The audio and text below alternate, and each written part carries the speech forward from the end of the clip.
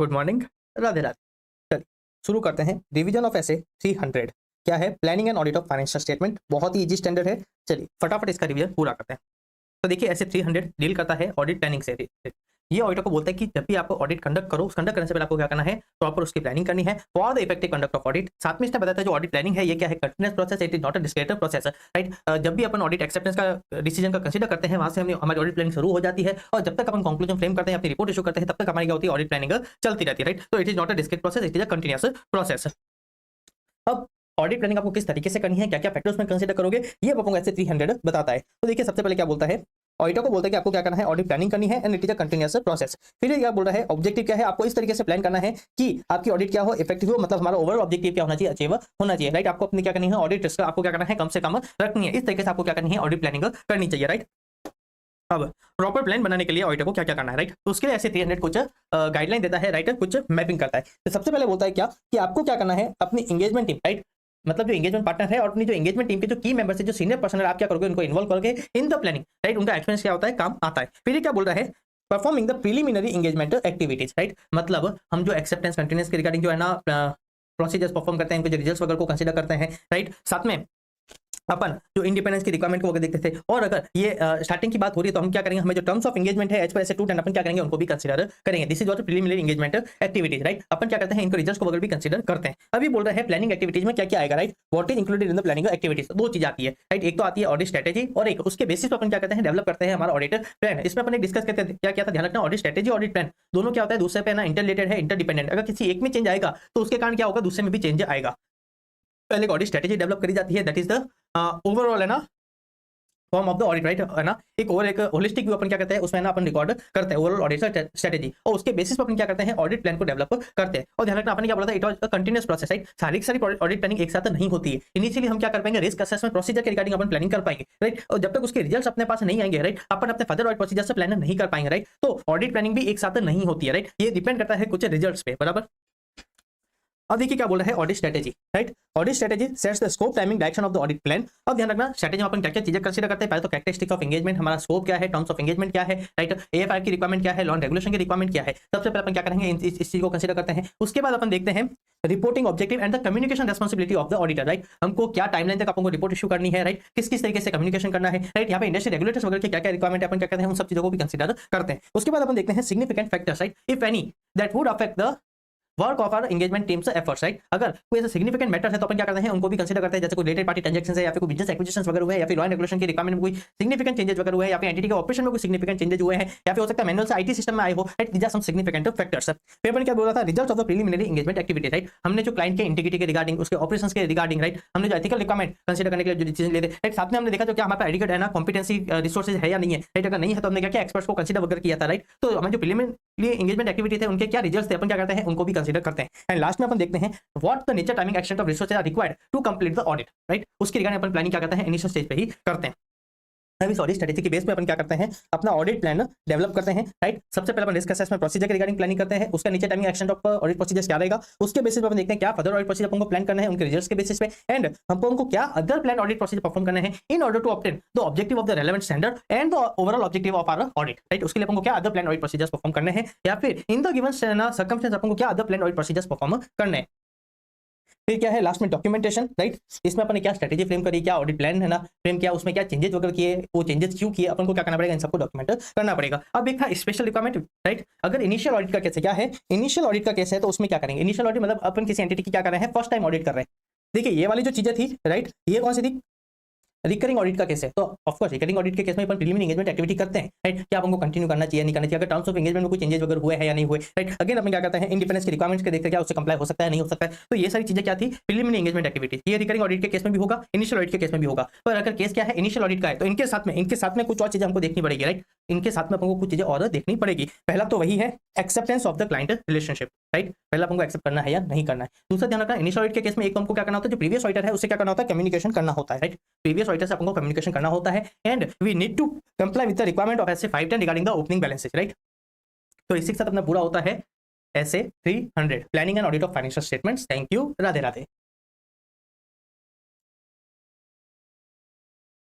Good morning, Radhe Radhe. चलिए शुरू करते हैं रिवीजन ऑफ ऐसे 600 कौन सा है, using the work of another auditor. तो देखिए सबसे पहले अपने बोला था एसए 600 कब अप्लाई होता है। तो देखिए जब अपने जो प्रिंसिपल ऑडिटर की बात करी थी वो क्या कर रहा है, फॉर एन एग्जाम्पल वो जब पेरेंट एंटिटी क्या कर रहा है, ऑडिट कर रहा है while preparing the CFS, right. तो उस सीएफएस में जो कंपोनेंट की जो इन्फॉर्मेशन इंक्लूडेड है, राइट। तो जब जो प्रिंसिपल ऑडिटर है जब अपना ओपिनियन है ना एक्सप्रेस करेगा ऑन द सीएफएस, तो वो क्या करेगा, जो अदर ऑडिटर ने जो वर्क परफॉर्म किया है with respect to the component, वो क्या कर रहा है, उस पर रिलाई कर रहा है while framing his opinion on the CFS, right. वो क्या कर रहा है, उसके वर्क पे क्या कर रहा है, रिलाई कर रहा है। तो उस केस में अपन ने क्या देखा था, एसए 600 एप्लीकेबल होता है using the work of another auditor, right, using the work of another auditor. तो देखिए वहां पे क्या देखा था, वहां पे सबसे पहले एक गाइडेंस दी हुई थी विद रिस्पेक्ट टू एसए 200। वो क्या बोलता है, जो ओपिनियन है उसके रिगार्डिंग सोल रेस्पॉन्सिबिलिटी किसकी होती है, ऑडिटर की होती है। किसकी होती है, ऑडिटर की होती है। साथ में उसने बोला था कि ऑडिटर क्या कर सकता है, अपने वर्क को डेलीगेट कर सकता है। क्या कर सकता है, डेलीगेट कर सकता है। बट उस केस में ऑडिटर को चेक करना है कि क्या उसका वर्क ऑडिट पर्पज के लिए एडिक्वेट है या नहीं है। उसके लिए ऑडिटर को क्या करना पड़ते हैं, ऑडिट प्रोसीजर परफॉर्म करने होते हैं, जैसे कि डायरेक्शन, सुपरविजन, रिव्यू वगैरह, बराबर। फिर अपने बोला था इन case of independent statutory appointment, जो अपन प्रिंसिपल ऑडिटर की बात कर रहे हैं, राइट। अगर उस केस में ऑडिटर क्या कर रहा है, अदर ऑडिटर के वर्क पे क्या कर रहा है, रिलाई कर रहा है। ऑडिटर क्या कर रहा है, अदर ऑडिटर के वर्क पे रिलाई कर रहा है। अदर ऑडिटर ने क्या किया था, कंपोनेंट की ऑडिट करी थी, और राइट अब अपना जो प्रिंसिपल ऑडिटर है वो क्या कर रहा है, अदर ऑडिटर के वर्क पे रिलाई कर रहा है, right, while framing his opinion. तो उस केस में ध्यान रखना जो ऑडिटर है, राइट, वो अपनी ऑडिट रिपोर्ट में, राइट, वो अपनी ऑडिट रिपोर्ट में क्लियरली बताएगा, right, should clearly express the fact of such Reliance, right. वो अदर मैटर पैराग्राफ में क्या करेगा, इसकी क्लियर रिपोर्टिंग करेगा, राइट। वो बताएगा दूसरे कंपोनेंट जिसको ऑडिटर ने किसी और ने करी है, राइट, साथ में उसकी क्या मटेरियलिटी है, राइट, उनका क्या है ना, टर्नओवर वगैरह था, उनकी एसेट साइड क्या है, कैश फ्लो वगैरह उसका क्या है, ऑडिटर क्या करता है, उसकी क्लियर है क्या करता है, इंफॉर्मेशन देता है in the other matter paragraph, बराबर। अब देखिए थोड़ा सा अपन एसए 600 का इसको और देख लेते हैं। ऑलरेडी अपन इस चीज को है ना समझा था। ये क्या बोल रहा है, एक एंटिटी है, suppose parent entity x limited, उसका ऑडिटर है, उसको अपन क्या बोलते हैं, प्रिंसिपल ऑडिटर। उसको क्या बोलते हैं, प्रिंसिपल ऑडिटर। उसकी एक सब्सिडरी है, उसको अपन क्या बोलते हैं, कंपोनेंट। जो कंपोनेंट है वो क्या है, वाई लिमिटेड। जो कंपोनेंट का ऑडिटर है उसको अपन क्या बोलते हैं, अदर ऑडिटर, राइट। क्या बोलते हैं, अदर ऑडिटर। अब जो कंपोनेंट की इंफॉर्मेशन होती है वो किसमें इंक्लूड होती है, पेरेंट एंटिटी के सीएफएस में इंक्लूड होती है, बराबर। और उस कंपोनेंट पे वर्क किसने परफॉर्म किया है, अदर ऑडिटर ने। और जो प्रिंसिपल ऑडिटर है वो क्या कर रहा है, अदर ऑडिटर के वर्क पे क्या कर रहा है, रिलाई कर रहा है। क्या कर रहा है, वर्क पे रिलाई कर रहा है। तो उस केस में उसको क्या करना पड़ेगा, एसए 600 की रिक्वायरमेंट से कंप्लाई करना होगा। ये फिर से वही एग्जांपल फिर से एक बार दिया हुआ है, एक बार आप इसको देख लेना, कुछ खास नहीं है। फिर देखिए प्रिंसिपल ऑडिटर की रेस्पॉन्सिबिलिटी क्या है, प्रिंसिपल ऑडिटर की रेस्पॉन्सिबिलिटी क्या है। तो देखिए सबसे पहले उसकी रेस्पॉन्सिबिलिटी है with respect to acceptance as a principal auditor, right, acceptance as a principal auditor. देखिए ऐसे 220 जब अपन करते हैं तब अपन एक्सेप्टेंस के रिगार्डिंग कुछ प्रोसीजर परफॉर्म करते हैं, राइट। जैसे क्लाइंट की इंटीग्रिटी चेक करना, कॉम्पिटेंसी अपनी चेक करना, क्या अपन एथिकल रिक्वायरमेंट से कंप्लाई कर सकते हैं, साथ में प्रीवियस एक्सपीरियंस वगैरह, राइट। अपन क्या करते हैं, कुछ चीजें कंसीडर करते हैं, वो चीजें तो अपन करेंगे, राइट। पर ध्यान रखना जैसे कि सीएफएस की ऑडिट है, राइट, जिसमें क्या है, किसी दूसरे कंपोनेंट की क्या है, इंफॉर्मेशन इंक्लूडेड है, राइट, जिसपे अपन को क्या करना है, रिलाई करना है while framing his opinion, right. तो उस केस में ऐसी पोजीशन एक्सेप्ट करने से पहले ऑडिटर क्या करेगा, कुछ प्रोसीजर परफॉर्म करेगा। अगर वो क्राइटेरिया के रिजल्ट्स क्या है, एप्रोप्रिएट है, तभी ऑडिटर क्या करेगा, पोजीशन एक्सेप्ट करेगा as a principal auditor, right. तभी क्या करेगा ऑडिटर, पोजीशन एक्सेप्ट करेगा एज ए प्रिंसिपल ऑडिटर। उसमें ऑडिटर क्या चेक करता है, सबसे पहले चेक करता है ऑडिटर कि क्या उसका खुद का पार्टिसिपेशन सफिशिएंट है या नहीं है, राइट। अपन एक बेसिक चीज क्या पढ़ी थी, ऑडिटर करना रेस्पॉन्सिबल होता है for the opinion express, right. इसलिए मेजरली जो ऑडिट होती है वो किसको करनी होती है, ऑडिटर को करनी होती है, राइट। इससे क्या हो, उसका खुद का पार्टिसिपेशन क्या हो, सफिशिएंट हो। तो as in case of principal auditor, right, जहां पे कंपोनेंट की इंफॉर्मेशन इंक्लूडेड है, ऑडिटर देखता है कि क्या मेरा खुद का पार्टिसिपेशन सफिशिएंट है या नहीं है, बराबर। उस केस में ऑडिटर क्या करेगा, सबसे पहले जिस एंटिटी की ऑडिटर, प्रिंसिपल ऑडिटर क्या कर रहा है, ऑडिट कर रहा है, ऑडिटर क्या करेगा, उसकी मटेरियलिटी चेक करेगा। जैसे कि ग्रुप का रेवेन्यू कितना है, राइट, और जिस एंटिटी की मैं ऑडिट कर रहा हूं, राइट, उसकी है ना मटेरियलिटी क्या है। जैसे कि ग्रुप का स्ट्रक्चर है 10,000 करोड़ का उसका टर्नओवर है, तो जिस एंटिटी की मैं ऑडिट कर रहा हूं उसका टर्नओवर कितना है, राइट। दूसरा, जो कंपोनेंट की इंफॉर्मेशन इंक्लूडेड है उसके रिगार्डिंग प्रिंसिपल ऑडिटर क्या नॉलेज है, उस पर क्या लॉ एंड रेगुलेशन एप्लीकेबल है, उसके नेचर ऑफ ऑपरेशंस क्या है, राइट, वहां पे है ना बिजनेस रिस्क, इनहेरेंट रिस्क क्या है, राइट। तो जो प्रिंसिपल ऑडिटर है उसको कंपोनेंट के रिगार्डिंग कितनी नॉलेज है, ऑडिटर क्या करेगा, उसको भी कंसीडर करेगा। तीसरा, कंपोनेंट में रिस्क ऑफ मटेरियल मिसस्टेटमेंट कितना है, वो कहां से पता चलेगा, knowledge of the entities business, वहां से ऑडिटर को पता चलेगा कि रिस्क ऑफ मटेरियल मिसस्टेटमेंट वहां पे कितना है। एंड तीसरा, ऐसे 600 कुछ एडिशनल ऑडिट प्रोसीजर बताता है, राइट। ऐसे 600 कुछ एडिशनल ऑडिट प्रोसीजर बताता है, ऑडिटर चेक करेगा क्या उसके बेसिस पे क्या ऑडिटर को लगता है कि उसका सफिशिएंट पार्टिसिपेशन होगा या नहीं होगा, राइट। अगर ऑडिटर को लगता है इन सबके बेसिस पे कि या मेरा सफिशिएंट पार्टिसिपेशन होगा वाइल फ्रेमिंग इज ओपिनियन, तो ऑडिटर क्या करेगा, ऐसी पोजीशन को क्या करेगा, एक्सेप्ट करेगा as a principal auditor. Otherwise auditor क्या करेगा, ऐसी पोजीशन को एक्सेप्ट नहीं करेगा। अब ऐसे 600 हमको क्या प्रोसीजर्स बताता है, राइट। अपन क्या देखा था, ऑडिटर ने देखा था कि अगर ऑडिटर क्या कर रहा है, किसी दूसरे वर्क को यूज कर रहा है, अगर ऑडिटर क्या कर रहा है, किसी दूसरे के वर्क को क्या कर रहा है, यूज कर रहा है, तो ऑडिटर को चेक करना है क्या वो एडिक्वेट है या नहीं है, राइट, क्या वो एडिक्वेट है या नहीं। बेसिक चीज क्यों, क्योंकि जो ओपिनियन है उसके रिगार्डिंग रेस्पॉन्सिबिलिटी किसकी होती है, ऑडिटर की। अब देखिए ऐसे 600 इसी बेसिक प्रिंसिपल्स में कुछ प्रोसीजर्स बताता है। तो सबसे पहले क्या बोल रहा है, सबसे पहली वाली चीज, जो कंपोनेंट है, राइट, जो कंपोनेंट है ऑडिटर क्या कर सकता है, उसको विजिट कर सकता है, उसके बुक्स ऑफ अकाउंट्स जो रिकॉर्ड्स है, राइट, उसके जो बुक्स ऑफ अकाउंट्स रिकॉर्ड्स वगैरह है, ऑडिटर क्या कर सकता है, उसको एग्जामिन कर सकता है। बट अगर उस कंपोनेंट की क्या हुई है, ऑडिट हुई है, राइट, अगर उस कंपोनेंट की ऑडिट हुई है तो नॉर्मली ऑडिटर क्या कर सकता है, जो ऑडिटर ने जो वर्क परफॉर्म किया है, ऑडिटर क्या कर सकता है, उसके वर्क पर रिलाई कर सकता है, राइट। रिलाई करने से पहले ऑडिटर कुछ प्रोसीजर परफॉर्म करेगा, पर ऑडिटर क्या कर रहा है, अगर उस कंपोनेंट की ऑडिट हुई है तो ऑडिटर क्या कर सकता है, उसके वर्क पर रिलाई कर सकता है until unless any doubtful situation exist, right. अगर ऑडिटर को उसकी कॉम्पिटेंसी वगैरह पे या फिर उसके वर्क पे ऑडिटर को डाउट है तो other case, then other case normally auditor क्या कर सकता है, उसके वर्क पर रिलाई कर सकता है, बराबर। अब अगर ऑडिटर क्या कर रहा है, कंसीडर कर रहा है अदर ऑडिटर के वर्क को यूज करने के लिए, अगर ऑडिटर प्लान कर रहा है कि मैं क्या कर रहा हूं, अदर ऑडिटर के वर्क पे क्या करूंगा, रिलाई करूंगा या फिर उसको यूज करूंगा व्हाइल फ्रेमिंग हिज ओपिनियन, तो उस केस में ऑडिटर क्या करेगा, सबसे पहले उसकी कॉम्पिटेंसी चेक करेगा। ऑडिटर क्या चेक करेगा, उसकी कॉम्पिटेंसी चेक करेगा। कॉम्पिटेंसी मतलब एंटिटी के ऑपरेशंस कैसे हैं, उस पे लॉ एंड रेगुलेशन एप्लीकेबल क्या है, एएफआरपी क्या रिक्वायरमेंट्स वगैरह है, ऑडिटर क्या करेगा, सबसे पहले उसके अकॉर्डिंग क्या करेगा, उसके ऑडिटर की कॉम्पिटेंसी चेक करेगा। फिर ध्यान रखना, स्टैंडर्ड बोलता है कि जो ऑडिटर है वो कौन है, मेंबर ऑफ आईसीआई, मतलब सीए क्या कर रहा है, उसकी ऑडिट कर रहा है, तो उस केस में आपको उसकी कॉम्पिटेंसी चेक करने की जरूरत नहीं है, राइट। सबसे पहले अपन क्या करेंगे, उसकी कॉम्पिटेंसी चेक करेंगे, पर अगर क्या है, मेंबर ऑफ आईसीआई है, तो उस केस में अपन को उसकी कॉम्पिटेंसी चेक करने की जरूरत नहीं है। अब नेक्स्ट चीज क्या है, सबसे पहले अपन उसकी कॉम्पिटेंसी चेक करेंगे, okay competency well and good. फिर अपन क्या करेंगे, अपन चेक करेंगे क्या उसका वर्क एडिक्वेट है या नहीं है, for the purpose of auditor for expressing my opinion, क्या उसका वर्क एडिक्वेट है या नहीं है। इसके लिए ऑडिटर को क्या करना पड़ेगा, सफिशिएंट एप्रोप्रिएट ऑडिट एविडेंस लेने पड़ेंगे। ऑडिटर को क्या करना पड़ेंगे, इसके regarding sufficient appropriate audit evidence लेने पड़ेंगे। इसमें ऑडिटर बेसिकली क्या करेगा, ऑडिटर सबसे पहले प्लानिंग स्टेज पे क्या करेगा, अदर ऑडिटर से कम्युनिकेट करेगा। अपन इसके रिगार्डिंग टीसीडब्ल्यूजी से भी कम्युनिकेट करते हैं, और अपन क्या करेंगे, प्लानिंग स्टेज पे अदर ऑडिटर से भी क्या करेंगे, कम्युनिकेट करेंगे, राइट। पहले आपकी क्या रिस्पांसिबिलिटी है, हम आपके वर्क को किस तरीके से यूज करने वाले हैं, साथ में रिलेटेड पार्टी ट्रांजैक्शन उसके रिगार्डिंग डिस्क्लोजर्स क्या रिस्पांसिबिलिटी है, या फिर कोई इंटर कंपोनेंट ट्रांजैक्शन के रिगार्डिंग, या फिर कोई पर्टिकुलर लॉ एंड रेगुलेशन की रिक्वायरमेंट है, ऑडिटिंग की रिक्वायरमेंट है, या फिर अकाउंटिंग प्रोनाउंसमेंट या फिर एप्लीकेबल फाइनेंशियल रिपोर्टिंग फ्रेमवर्क की रिक्वायरमेंट है, तो अपन क्या करेंगे, इन सब के रिगार्डिंग क्या करेंगे, उससे कम्युनिकेट कर लेंगे, right, at the planning stage, बराबर। साथ में उसे रिटन रिप्रेजेंटेशन भी लेंगे कि आपने क्या किया है, इससे कंप्लाई किया है, if considered necessary by the auditor, बराबर। देखिए क्या बोल रहा है, सबसे पहले आप उसको बताओगे कि आपके वर्क को हम ऑडिटर किस तरीके से यूज करने वाला है। आप प्लानिंग स्टेज पे क्या करोगे, कोऑर्डिनेशन करोगे, कम्युनिकेशन करोगे, that is the pre requirement. अगर प्रॉपर कोऑर्डिनेशन नहीं है तो ऐसे 600 की रिक्वायरमेंट से कंप्लाई नहीं हो पाएगा। साथ में आप बताओगे कोई special matter that require special consideration, साथ में time table of the completion of audit, आपको हमको है ना आपकी ऑडिट रिपोर्ट कब ततक चाहिएगी, राइट, हमको आपकी ऑडिट रिपोर्ट कब तक चाहिएगी। साथ में अगर कोई स्पेसिफिक रिक्वायरमेंट है, कोई अकाउंटिंग ऑडिटिंग या फिर एप्लीकेबल लॉ एंड रेगुलेशन की, जैसे कि अपन ने ना सभी की बात की थी, सभी क्या बोल रहा है कि जो दो रिलेटेड पार्टी होती है, अगर उनके बीच में कोई ट्रांजैक्शन होता है तो पेरेंट एंटिटी का उसके रिगार्डिंग भी डिस्क्लोजर देना होता है, तो अपन इसके रिगार्डिंग स्पेशल क्या करेंगे, इंक्वायरी करेंगे with the other auditor, right. साथ में जो कंपोनेंट ट्रांजैक्शंस हुए हैं with the parent and subsidy, अपन क्या करेंगे, उसके रिगार्डिंग क्या करेंगे, उससे कम्युनिकेशन करेंगे। साथ में अगर कोई सिग्निफिकेंट मैटर है that may be relevant for the principal auditor, right, वो भी क्या करेगा, उससे कम्युनिकेट करेगा। अगर ऐसे मैटर आपके नॉलेज में आता है तो आप क्या करोगे, टाइमली बेसिस पे हमको कम्युनिकेट करोगे, जिससे हम क्या करें, उसको एडिक्वेटली एड्रेस कर पाए in the audit of the financial statement of the parent entity. फिर प्रिंसिपल ऑडिटर कुछ और प्रोसीजर परफॉर्म करेगा, जैसे कि discussion with the other auditor, आपने क्या ऑडिट प्रोसीजर परफॉर्म किए, उसके क्या रिजल्ट्स वगैरह थे। पर यहाँ पे ध्यान रखना, एक चीज इंपॉर्टेंट ध्यान रखना, जो अदर ऑडिटर है उसके वर्किंग पेपर पे प्रिंसिपल ऑडिटर का कोई राइट नहीं है, राइट। जो अदर ऑडिटर है, राइट, उसके वर्किंग पेपर पे प्रिंसिपल ऑडिटर का कोई राइट नहीं है।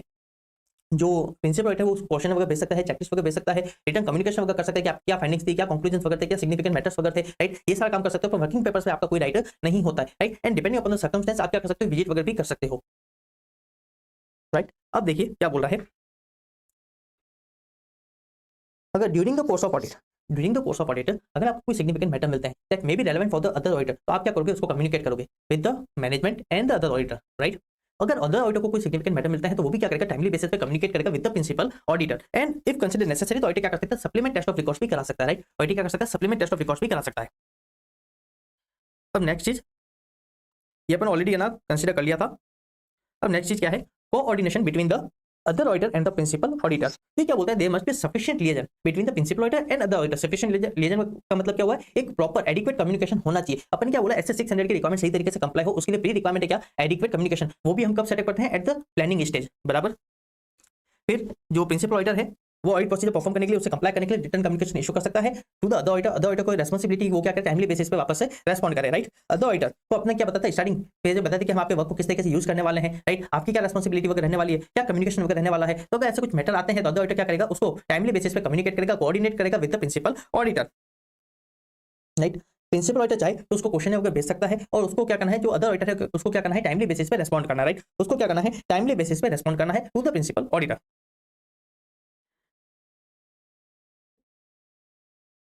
फिर देखिए रिपोर्टिंग बात आती है, किसकी बात आती है, रिपोर्टिंग की। अब देखिए पहली बात, अगर अदर ऑडिटर का वर्क जो प्रिंसिपल ऑडिटर है उसको लगता है कि एडिक्वेट नहीं है, राइट, प्रिंसिपल ऑडिटर को लगता है एडिक्वेट नहीं है, और उसने जो दूसरे ऑडिट प्रोसीजर परफॉर्म किए, ऑडिटर ने जो दूसरे ऑडिट प्रोसीजर परफॉर्म किए, राइट, ऑडिटर को लगता है वो भी सफिशिएंट नहीं है, वहां से मुझे सफिशिएंट एप्रोप्रिएट ऑडिट एविडेंस नहीं मिल रहा है with respect to the component information, right, मतलब इस केस में क्या है, जो कंपोनेंट इंफॉर्मेशन है उसके रिगार्डिंग ऑडिटर के पास सफिशिएंट एप्रोप्रिएट ऑडिट एविडेंस नहीं है। कंक्लूजन क्या निकल रहा है, अदर ऑडिटर का वर्क है ना एडिक्वेट नहीं है, साथ में auditor sufficient audit procedure perform नहीं कर पा रहा है, या फिर उसके जो रिजल्ट्स है वो एप्रोप्रिएट नहीं है, ऑडिटर कंक्लूड नहीं कर पा रहा है with respect to the sufficient appropriate audit evidence. तो याद देखिए यहाँ पे क्या है, ऑडिटर को सफिशिएंट एप्रोप्रिएट ऑडिट एविडेंस नहीं मिल रहा है, ऑडिटर को यहाँ पे सफिशिएंट एप्रोप्रिएट ऑडिट एविडेंस नहीं मिल रहे हैं, तो इस केस में ऑडिटर क्या करेगा, अगर मैटर कैसा है, अगर मैटर कैसा है, material and pervasive, material and pervasive, तो डिस्क्लेमर ऑफ ओपिनियन, राइट, अगर मैटर क्या है, मटेरियल है पर परवेजिव नहीं है, तो वहां पे क्या चला जाएगा, क्वालिफाइड ओपिनियन, बराबर।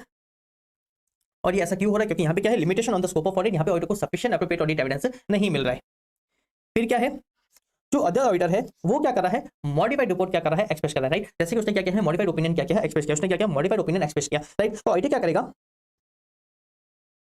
जो subject matter of modification, right, जो सब्जेक्ट मैटर ऑफ मॉडिफिकेशन है, ऑडिटर क्या करेगा, उसको एवेल्युएट करेगा, ऑडिटर उसका नेचर देखेगा, उसका सिग्निफिकेंस देखेगा, साथ में ऑडिटर देखेगा, राइट, ये सीएफएस को किस तरीके से इंपैक्ट कर रहा है, राइट, इसको सीएफएस को किस तरीके से इंपैक्ट कर रहा है, राइट, क्या ये सीएफएस के मटेरियल है या नहीं है, मटेरियल है तो क्या है, मटेरियल एंड परवेजिव है, बराबर। ऑडिटर जो भी कंक्लूजन फ्रेम करेगा उसके अकॉर्डिंग ऑडिटर क्या करेगा, अपनी ऑडिट रिपोर्ट को क्या करेगा, मॉडिफाई करेगा। प्रिंसिपल ऑडिटर क्या करेगा, जो भी कंक्लूजन फ्रेम करेगा ऑडिटर क्या करेगा, उसके अकॉर्डिंग अपनी जो प्रिंसिपल ऑडिटर वो क्या करेगा, अपनी ऑडिट रिपोर्ट को मॉडिफाई करेगा। अपन यहाँ पे एक चीज देखी थी, जो भी ऑडिटर का कंक्लूजन होता है ऑडिटर को क्या करना था, उसको डॉक्यूमेंट भी करना होता है कि ऑडिटर ने उसके मॉडिफिकेशन को अपनी ऑडिट रिपोर्ट में किस तरीके से डील किया है, राइट, ऑडिटर ने अपनी ऑडिट रिपोर्ट में उसको किस तरीके से डील किया है। साथ में अपन यहाँ पे कारों की भी रिपोर्टिंग देखी थी, वहां पे क्या था कारों में कि अगर ध्यान रखना कंपोनेंट में किसी तरीके का मॉडिफिकेशन, राइट, कंपोनेंट की ऑडिट रिपोर्ट है वहां पे मॉडिफिकेशन है, तो जो प्रिंसिपल ऑडिटर है, राइट, या फिर जो कारों पे जो रिपोर्टिंग कर रहा है उसको ध्यान रखना उस मैटर को वहां पे एड्रेस करना पड़ेगा, उसको वहां पे क्या करना पड़ेगा, उसके रिगार्डिंग इंफॉर्मेशन देनी पड़ेगी। फिर अपन ने एक स्पेसिफिक चीज देखी थी, कौन सी, डिवीजन ऑफ रेस्पॉन्सिबिलिटी, क्या देखी थी, डिवीजन ऑफ रेस्पॉन्सिबिलिटी। तो ध्यान रखना ये यहाँ पे कहाँ पे होती है, ये अदर मैटर पैराग्राफ में होती है, कहाँ होती है, अदर मैटर पैराग्राफ में होती है, वहाँ पे प्रिंसिपल ऑडिटर क्लियरली बताता है, right, division of responsibility, right, हम मेरा रेस्पॉन्सिबल नहीं है उसके वर्क परफॉर्म के लिए। साथ में ऑडिटर क्या करता है, जो दूसरे जो कंपोनेंट है जिसकी ऑडिट किसी और ने करी है, राइट, ऑडिटर क्या करता है उस कंपोनेंट की है ना रेलेवेंट इन्फॉर्मेशन देता है, राइट, कितनी ब्रांचेज है जिसकी ऑडिट हमने नहीं करी है, राइट, उसकी है ना एसेट साइज क्या है, उसके रेवेन्यू कितना है, उसमें कैश फ्लो वगैरह कितना है, ऑडिटर क्या करता है उसकी रेलेवेंट इन्फॉर्मेशन देता है। एंड लास्ट में क्या था, डॉक्यूमेंटेशन, लास्ट में क्या था, डॉक्यूमेंटेशन। तो वहाँ पे अपन क्या क्या डॉक्यूमेंट करते हैं, पहला तो कंपोनेंट जिसकी ऑडिट हमने नहीं करी है, साथ में उसका क्या सिग्निफिकेंस है विद द पेरेंट एंटिटी वगैरह, राइट, या फिर ग्रुप स्ट्रक्चर, एंड सेकंड जो name of the other auditors, right. साथ में अगर अपन एक चीज अभी रिसेंटली डिस्कस करी थी, क्या जो अगर वहाँ पे कोई मॉडिफिकेशन है in the other auditor's report तो उसको अपन किस तरीके से एड्रेस किया है in the principal auditor's audit report, auditor क्या करता है उसको भी डॉक्यूमेंट करता है। साथ में जो ऑडिटर जो प्रोसीजर परफॉर्म किए थे, राइट, उसके जो कंक्लूजन वगैरह थे ऑडिटर क्या करता है उसको भी रिकॉर्ड करता है। देखिए क्या बोल रहा है, कंपोनेंट के रिगार्डिंग इंफॉर्मेशन ऑडिटर रिकॉर्ड करेगा, name of other auditor, right, component क्या वो इमटेरियल है या नहीं, और ऑडिटर ने ऐसा कंक्लूजन फ्रेम किया, क्यों कंक्लूजन फ्रेम किया, तो ऑडिटर क्या करता है सारी चीजों को रिकॉर्ड करता है। उससे जो ऑडिट प्रोसीजर परफॉर्म किए विद रिस्पेक्ट टू कंपोनेंट के क्या कंक्लूजन थे ऑडिटर क्या करेगा उसको रिकॉर्ड करेगा। एंड लास्ट में अगर अदर ऑडिटर है वहां पे क्या है मॉडिफाइड ओपिनियन है, ऑडिटर जो प्रिंसिपल ऑडिटर है उस चीज को किस तरीके से एड्रेस करी इन द प्रिंसिपल ऑडिटर से ऑडिटर रिपोर्ट, ऑडिटर क्या करेगा उसको भी ना रिकॉर्ड करेगा, राइट। चलिए इसी के साथ पूरा होता है ऐसे 600। Thank you, Radhe Radhe.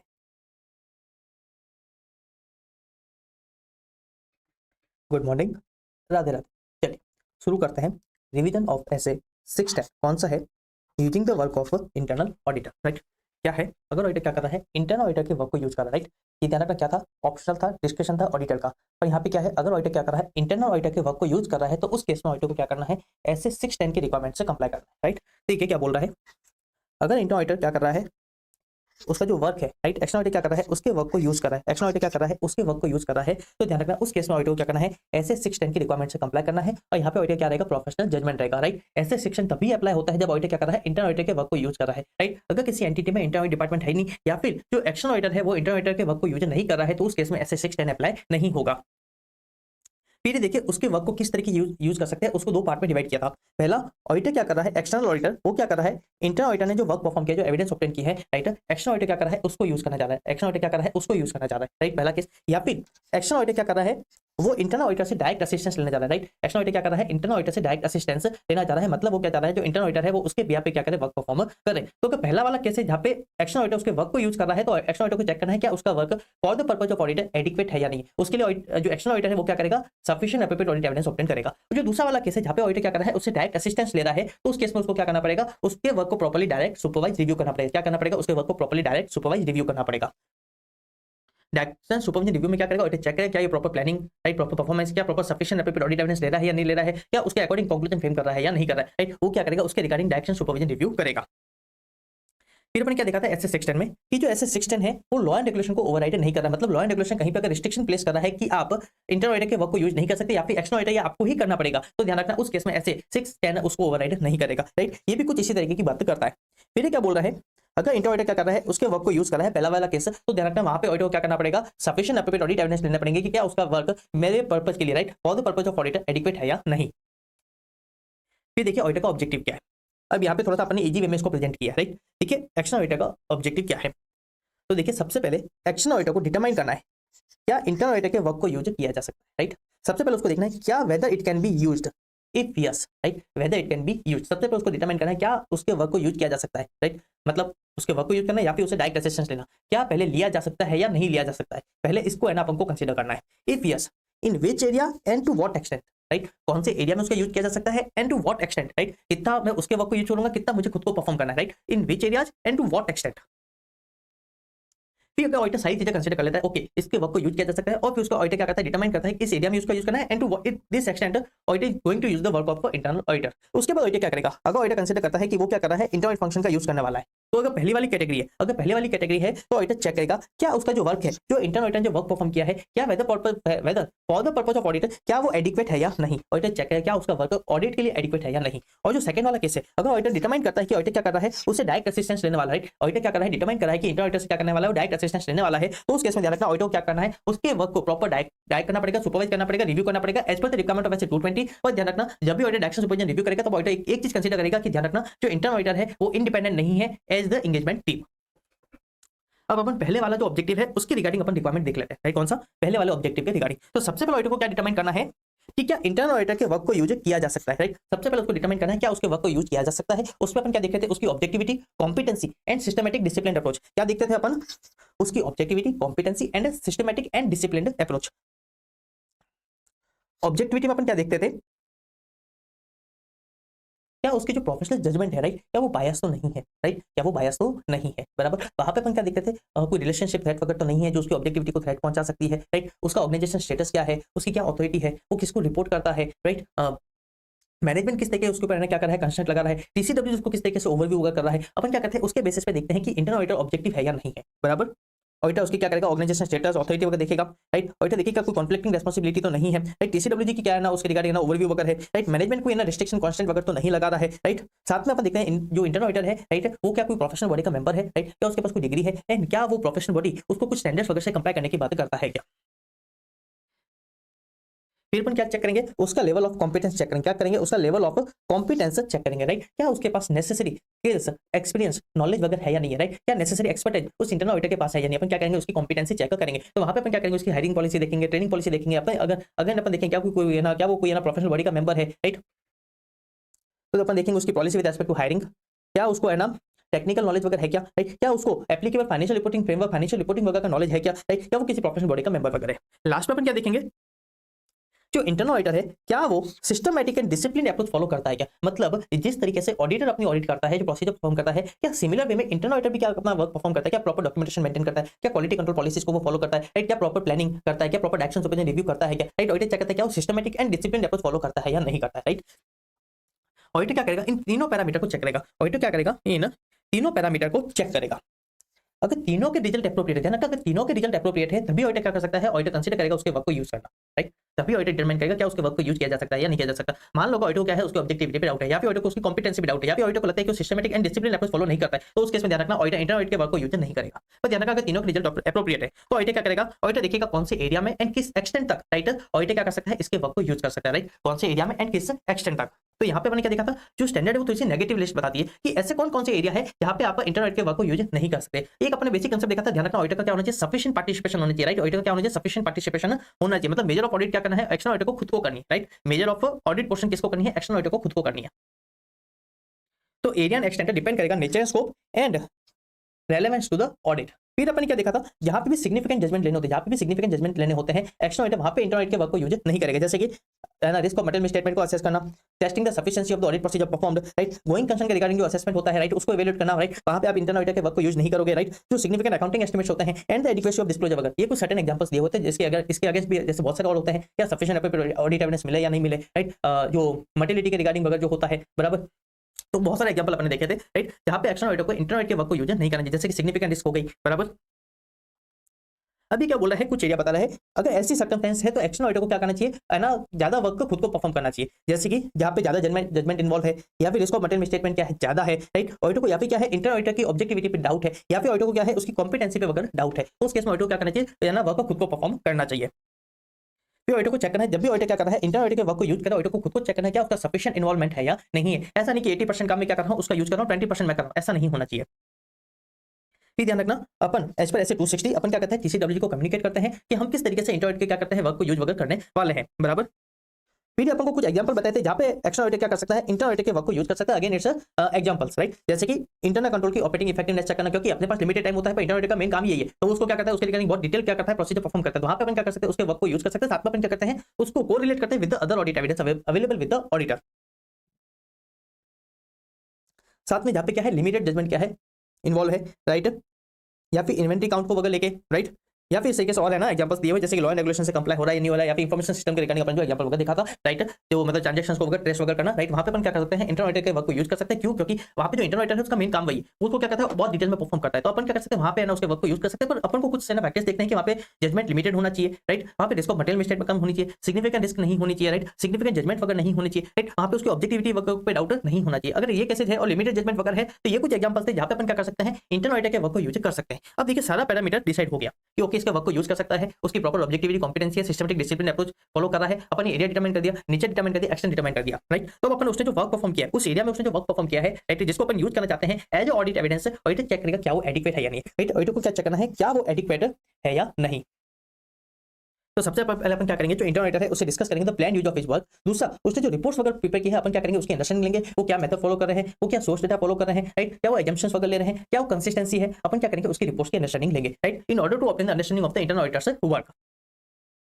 फिर अपन क्या करेंगे, सफिशिएंट ऑडिट प्रोसीजर है ना परफॉर्म करेंगे इन ऑर्डर टू इवैल्यूएट क्या, पहला तो क्या उसने अपना जो वर्क है क्या उसको properly plan perform supervise direct review किया है क्या प्रॉपर डॉक्यूमेंटेशन फॉलो किया है क्या उसने सफिशिएंट एप्रोप्रिएट ऑडिट एविडेंस लिया है क्या, उसने जो कंक्लूजन प्रिपेयर किए हैं क्या वो कंसिस्टेंट है with the audit evidence obtain, और जो रिपोर्ट है ना फ्रेम करी है क्या वो एप्रोप्रिएट है क्या, राइट। इन चीजों को कंसीडर करने के लिए इवैल्यूएट करने के लिए ऑडिटर क्या करेगा, कुछ ऑडिट प्रोसीजर परफॉर्म करेगा, राइट। ऑडिटर क्या चेक करना है, उसका जो वर्क है क्या ये ऑडिट पर्पस के लिए एडिक्वेट है या नहीं, इसके लिए ऑडिटर क्या करेगा, उसके वर्क पे क्या करेगा, कुछ ऑडिट प्रोसीजर परफॉर्म करेगा, ऑडिटर चेक करेगा क्या उसने प्रॉपर एक्शन सुपरविजन रिव्यू किया है क्या उसने ना नेसेसरी ऑडिट एविडेंस लिया है क्या, उसने जो कंक्लूजन फ्रेम किया है क्या वो एज पर ऑडिट एविडेंस है, जो उसने एविडेंस ऑब्टेन किया उसके अकॉर्डिंग क्या उसने कंक्लूजन फ्रेम किया क्या उसके साथ कंसिस्टेंट है क्या, उसने उसके बेसिस पे रिपोर्ट जो फॉर्म करी है क्या वो एप्रोप्रिएट है क्या, बराबर।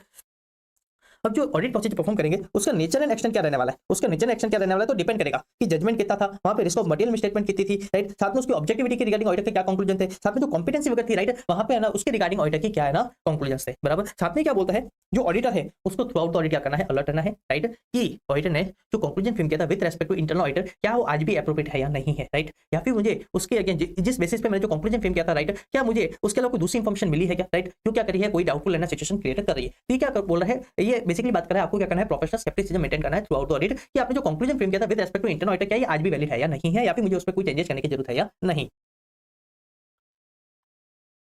अब नेक्स्ट सिनेरियो अपने क्या देखा था, अगर ऑडिटर क्या कर रहा है उससे डायरेक्ट असिस्टेंस लेना चाहता है, तो सबसे पहले ऑडिटर देखना है कि क्या ऑडिटर उससे डायरेक्ट असिस्टेंस ले सकता है या नहीं ले सकता है, राइट। तो इसको अपन थोड़ा सा फास्ट ले लेते हैं क्योंकि ऑलमोस्ट सिमिलर है। तो सबसे पहले ऑडिटर क्या चेक करेगा, उसकी अगेन चेक करेगा लॉ एंड रेगुलेशन की रिक्वायरमेंट क्या है, क्या वो किसी तरीके का प्रोहिबिशन तो नहीं लगा रही है, साथ में अगर ये सब एप्रोप्रिएट है तो ऑडिटर क्या चेक करेगा, एक तो उसकी कॉम्पिटेंसी चेक करेगा, दूसरी ऑडिटर क्या करेगा उसकी ऑब्जेक्टिविटी चेक करेगा, क्या करेगा कॉम्पिटेंसी ऑब्जेक्टिविटी चेक करेगा, अगेन उसमें सिमिलर प्रोसीजर्स फॉलो करेगा, ऑडिटर क्या करेगा रिलेशनशिप वगैरह देखेगा, थ्रेट वगैरह देखेगा, राइट, ये ऑलमोस्ट सारा सिमिलर है, राइट। फिर ऑडिटर को लगता है या तो उसकी कॉम्पिटेंसी में डाउट है या फिर ऑडिटर को लगता है कि वहां पे ऑब्जेक्टिविटी नहीं है, तो ध्यान रखना ऑडिटर उस केस में डायरेक्ट असिस्टेंस नहीं लेगा, पर ध्यान रखना सब एप्रोप्रिएट है, राइट, दोनों ही एप्रोप्रिएट है, तो ऑडिटर डिसाइड करेगा कौन से एरिया में and into what extent, right, auditor क्या कर सकता है डायरेक्ट असिस्टेंस ले सकता है। तो जब भी ऑडिटर इसके रिगार्डिंग डिसीजन लेगा कि कौन से एरिया में करना है, राइट, किस एक्सटेंट तक लेना है, राइट, वहां पे डायरेक्शन सुपरविजन रिव्यू कितना रखना है, तो कुछ फैक्टर्स पे डिटरमाइन करेगा, जैसे कि जजमेंट कितना है, रिस्क ऑफ मटेरियल मिसस्टेटमेंट कितनी है, थ्रेट टू ऑब्जेक्टिविटी क्या है and the level of competency क्या है। फिर बताता है कुछ एरिया जहां पे आपको डायरेक्ट असिस्टेंस नहीं लेना चाहिए, जैसे कि सिग्निफिकेंट जजमेंट या फिर रिस्क ऑफ मटेरियल मिसस्टेटमेंट क्या है ज्यादा है, राइट, या फिर इंटरनल ऑडिटर ने क्या किया था जो वर्क परफॉर्म किया था, इंटरनल ऑडिटर ने जो वर्क परफॉर्म किया था, राइट, अब उसी के रिगार्डिंग अपन है ना उसको है ना ऑडिट प्रोसीजर परफॉर्म करने के लिए नहीं बोल सकते, राइट, वहां पे क्या होगी कॉन्फ्लिक्टिंग रिस्पांसिबिलिटीज आ जाएगी, राइट, वहां पे क्या हो जाएगा थ्रेट आ जाएगा टू द ऑब्जेक्टिविटी, तो अपन वो क्रिएट नहीं कर सकते। फिर अपन जो डिसीजन लेते हैं कि क्या अपन इंटरनल ऑडिटर के वर्क को यूज कर सकते हैं या नहीं कर सकते, या फिर उसे डायरेक्ट असिस्टेंस लेना चाहिए नहीं लेना चाहिए, राइट, ये जो प्रोसीजर परफॉर्म करना है ये ऑडिटर आपको खुद को करना है, वो आप इंटरनल ऑडिटर को परफॉर्म करने के लिए नहीं बोल सकते, राइट, वेरी क्लियर। फिर अगेन अपन एसएस 260 के अकॉर्डिंग अपन क्या करेंगे, टीसीडब्ल्यूजी को कम्युनिकेट करेंगे। फिर अपन को एक ऐसे 505 का क्या कर रहा है, स्पेसिफिक क्या कर रहा है, एग्जांपल दे रहा है कि ध्यान रखना ऐसे 505 की जो रिक्वायरमेंट है ऑडिटर आपको खुद को क्या करनी है, कंप्लाई करनी है, वहां पे आप इंटरनल ऑडिटर से डायरेक्ट असिस्टेंस नहीं ले सकते। फिर सारे पैरामीटर कंसीडर करने के बाद ऑडिटर को लगता है कि ओके डायरेक्ट असिस्टेंस लिया जा सकता है, या फिर मैं डायरेक्ट असिस्टेंस क्या करूंगा, इंटरनल ऑडिटर से लूंगा, तो उस केस में ध्यान रखना ऑडिटर को क्या करना है, उसके वर्क को प्रॉपर क्या करना है, डायरेक्ट करना है, सुपरवाइज करना है, रिव्यू करना है। देखिए यहाँ पे अपनी जो तीसरी वाली कैटेगरी थी वो अपने कंसीडर नहीं करी, कौन सी, सिस्टमैटिक एंड डिसिप्लिनरी अप्रोच, क्योंकि यहाँ पे जो एक्सटर्नल ऑडिटर है वो क्या कर रहा है, खुद उसको क्या कर रहा है, डायरेक्ट सुपरवाइज रिव्यू कर रहा है, बराबर। अब ध्यान रखना उससे अपन क्या करें, डायरेक्ट असिस्टेंस ले, उससे पहले अपन दो चीजें करेंगे, क्या, रिटर्न एग्रीमेंट लेना, एक तो किससे, रिप्रेजेंटेटिव ऑफ एंटिटी, राइट, जो होता है रिप्रेजेंटेटिव ऑफ एंटिटी है, अपन क्या करेंगे, उससे क्या करेंगे, एक तो रिटर्न एग्रीमेंट लेंगे। क्या, पहला तो जो इंटरनल ऑडिटर है, राइट, जो इंटरनल ऑडिटर है वो क्या करेगा, एक्सटर्नल ऑडिटर के जो इंस्ट्रक्शन है वो फॉलो करेगा, राइट। दूसरा, एंटिटी उसमें इंटरवेंट नहीं करेगी, एंटिटी उसमें इंटरवेंट नहीं करेगी। And second case, upon internal auditor है उससे भी क्या करेंगे, एक रिटर्न एग्रीमेंट लेंगे, किसके रिगार्डिंग, कॉन्फिडेंशियलिटी के रिगार्डिंग, किसके रिगार्डिंग, कॉन्फिडेंशियलिटी के रिगार्डिंग। फिर ध्यान रखना अपन ऐसे 220 के अकॉर्डिंग क्या करेंगे, उसके वर्क को क्या करेंगे, डायरेक्ट करेंगे, सुपरवाइज एंड रिव्यू करेंगे, बराबर। और ध्यान रखना जब भी अपन डायरेक्ट सुपरवाइज रिव्यू कर एज पर ऐसे 220, अपन को एक चीज को कंसीडर करना है, क्या, जो इंटरनल ऑडिटर है वो इंडिपेंडेंट नहीं है एज द एंगेजमेंट टीम। साथ में ध्यान रखना कुछ वर्क अपन क्या करेंगे, खुद भी परफॉर्म करेंगे, और अपन चेक करेंगे consistency of the work perform by the internal auditor and the results obtained by the external auditor। फिर ध्यान रखना जो डायरेक्शन सुपरविजन रिव्यू का जो नेचर एंड टाइमिंग एक्शन रहने वाला है, राइट, वो ऐसा रहने वाला है कि ऑडिटर सेटिस्फाई हो जाए कि जो इंटरनल ऑडिटर है उसने क्या किया है, sufficient appropriate audit evidence obtain किया है, राइट। डायरेक्शन सुपरविजन रिव्यू का नेचर टाइमिंग एक्शन इतना रहना चाहिए कि ऑडिटर क्या हो, सेटिस्फाई हो कि इंटरनल ऑडिटर ने क्या किया है, सफिशिएंट एप्रोप्रिएट ऑडिट एविडेंस लिए हैं। एंड लास्ट केस क्या है, ऑडिटर क्या करना है, प्रोफेशनल कैपेसिटी मेंटेन करना है कि जो मैंने जो कंक्लूजन फ्रेम किया था with respect to the internal department, क्या वो आज भी एप्रोप्रिएट है या नहीं, क्या उसमें कोई चेंजेस करने की जरूरत है या नहीं, राइट। चलिए इसी के साथ पूरा होता है SS 610। Thank you, Radhe Radhe. Good morning, Radhe Radhe. चलिए शुरू करते हैं रिवीजन ऑफ एसए 620। कौन सा है, ऑडिटर्स एक्सपर्ट वाला, right, using the work of an auditor's expert. तो देखिए सबसे पहले एसए 620 अपन को बताता है कि ऑडिटर क्या कर रहा है, अगर ऑडिटर्स एक्सपर्ट का क्या कर रहा है, यूज कर रहा है, राइट, क्या कर रहा है, एक्सपर्ट का यूज कर रहा है, तो उस केस में कौन सा एक्सपर्ट, ऑडिटर का एक्सपर्ट, राइट। अगर ऑडिटर क्या कर रहा है, एक्सपर्ट का यूज कर रहा है, तो उस केस में ऑडिटर को क्या करना है, एसए 620 की रिक्वायरमेंट से कंप्लाई करना है, राइट। ऑडिटर को क्या करना है, एसए 620 की रिक्वायरमेंट से कंप्लाई करना है। फिर एसए 620 ने बताया कि एक्सपर्ट कौन होता है, right, for the purpose of SA 620 expert कौन है, right, expert in the field other than accounting और ऑडिटिंग, राइट। अगर auditor for the purpose of accounting या ऑडिटिंग किसी का यूज कर रहा है तो ध्यान रखना वो एक्सपर्ट की डेफिनेशन में कवर नहीं होगा, वो एक्सपर्ट की डेफिनेशन में कवर नहीं होगा। Expertise in the field other than accounting और ऑडिटिंग, उसको क्या बोला जाता है, ऑडिटर्स एक्सपर्ट। अगर उसका यूज किया जा रहा है, राइट, अगर उसका यूज किया जा रहा है तो उस केस में आपको क्या करना है, एसए 620 की रिक्वायरमेंट से कंप्लाई करना है। अब ध्यान रखना जो ऑडिटर जो एक्सपर्ट है उसमें ध्यान रखना दो लोग नहीं आएंगे, पहला एक तो मैनेजमेंट का एक्सपर्ट जब अपन इवैल्यूएट करते थे तब अपन क्या करते थे, ऐसे 500 की रिक्वायरमेंट्स को देखते थे, बराबर। और ध्यान रखना अगर कोई एक्सपर्ट आपकी इंगेजमेंट टीम का पार्ट है, राइट, क्या है, इंगेजमेंट टीम का पार्ट है, तो ध्यान रखना वो भी ऑडिटर एक्सपर्ट की डेफिनेशन में नहीं आएगा। अब एक्सपर्ट के रिगार्डिंग ऑडिटर को अगेन जनरल चीजें परफॉर्म करनी है। पहला तो जो रेस्पॉन्सिबिलिटी रहेगी विद रेस्पेक्ट टू ओपिनियन वो ऑडिटर की रहेगी। दूसरा जो एक्सपर्ट है क्या उसका work for the purpose of audit adequate है या नहीं है, right, for the purpose of audit adequate है या नहीं है, ये क्या करना पड़ेगा, ऑडिटर को चेक करना पड़ेगा। देखिए क्या बोल रहा है, पहला जो ओपिनियन है उसके रिगार्डिंग ऑडिटर की रेस्पॉन्सिबिलिटी रहेगी। एक्सपर्ट कौन होता है, अदर देन अकाउंटिंग और ऑडिटिंग, राइट। फिर ध्यान रखना जो मैनेजमेंट एक्सपर्ट है या फिर अगर एक्सपर्ट क्या है हमारी इंगेजमेंट टीम का पार्ट है तो ध्यान रखना उस पर एसए 620 अप्लाई नहीं होगा। फिर देखिए ऑडिटर का ऑब्जेक्टिव क्या है, सबसे पहले डिटरमाइन करना the need of auditors expert, right. क्या पहला तो जो ऑडिटर का एक्सपर्ट है क्या उसकी रिक्वायरमेंट है क्या, राइट, क्या उसकी नीड है क्या, इन ऑर्डर टू अपने सफिशिएंट एप्रोप्रिएट ऑडिट एविडेंस। अगर ऑडिटर को लगता है कि ओके उसकी नीड है तो ऑडिटर क्या करेगा, ऑडिटर उसको डिटरमाइन करेगा द रेलेवेंट ऑडिटर्स एक्सपर्ट। फिर ऑडिटर चेक करेगा उसने जो वर्क परफॉर्म किया है क्या वो for the purpose of audit adequate है या नहीं, राइट। सबसे पहले डिटरमाइन करना need of auditors expert and दूसरा फिर देखना क्या उसके वर्क को यूज किया जा सकता है, वो किया जा सकता है, ऑडिटर कंसीडर करता है उसके वर्क को यूज करना, तो ऑडिटर को चेक करना है क्या उसका वर्क एडिक्वेट है या नहीं है, क्या उसका वर्क एडिक्वेट है या नहीं। तो देखिए सबसे पहले रिक्वायरमेंट क्या है, ऑडिटर को कंसीडर करना क्या एक्सपर्ट की रिक्वायरमेंट है क्या, राइट। अगर ऑडिटर को लगता है कि sufficient appropriate audit evidence obtain करने के लिए एक्सपर्ट की रिक्वायरमेंट है तो ऑडिटर क्या करेगा, उस केस में एक्सपर्ट का यूज करेगा, राइट। तो सबसे पहले ऑडिटर को चेक करना है कि एक्सपर्ट की रिक्वायरमेंट है।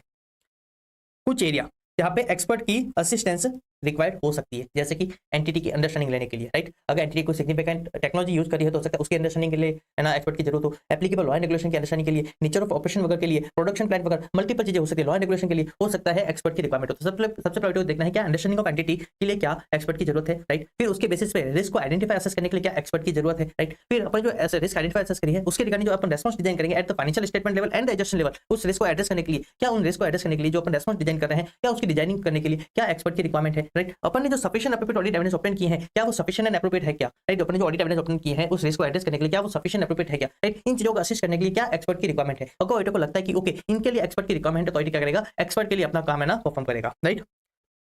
तो ऑडिटर चेक करेगा क्या एंटिटी की अंडरस्टैंडिंग के लिए जरूरत है, क्या रिस्क ऑफ मटेरियल स्टेटमेंट के लिए जरूरत है, क्या रेस्पॉन्स डिजाइन करने के लिए जरूरत है, फर्दर ऑडिट प्रोसीजर डिजाइन करने के लिए क्या जरूरत है, एंड क्या सफिशिएंट एप्रोप्रिएट ऑडिट एविडेंस को इवैल्यूएट करने के लिए क्या है ना एक्सपर्ट की रिक्वायरमेंट है।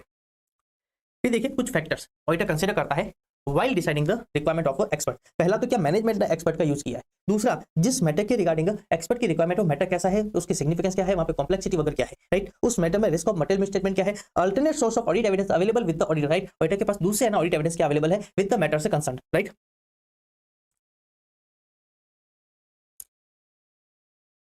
फिर एक्सपर्ट का नॉलेज या फिर nature of the audit procedure से with respect to the expert वगैरह, राइट। ये कुछ फैक्टर्स है ऑडिटर क्या करता है कंसीडर करता है, राइट। अब अगर मैनेजमेंट ने क्या किया है, मैनेजमेंट एक्सपर्ट का यूज किया, मैनेजमेंट ने क्या किया है, अगर मैनेजमेंट एक्सपर्ट का यूज किया तो ऑडिटर क्या करेगा उस केस में कुछ और चीजें देखेगा, राइट। पहला तो nature scope and objective of the management expert, right. Auditor क्या करता है उसके बेसिस पे कहीं ना कहीं खुद का जो एक्सपर्ट होता है ऑडिटर का एक्सपर्ट, ऑडिटर करता है उसका भी नेचर स्कोप देखता है कि क्या होना चाहिए, राइट।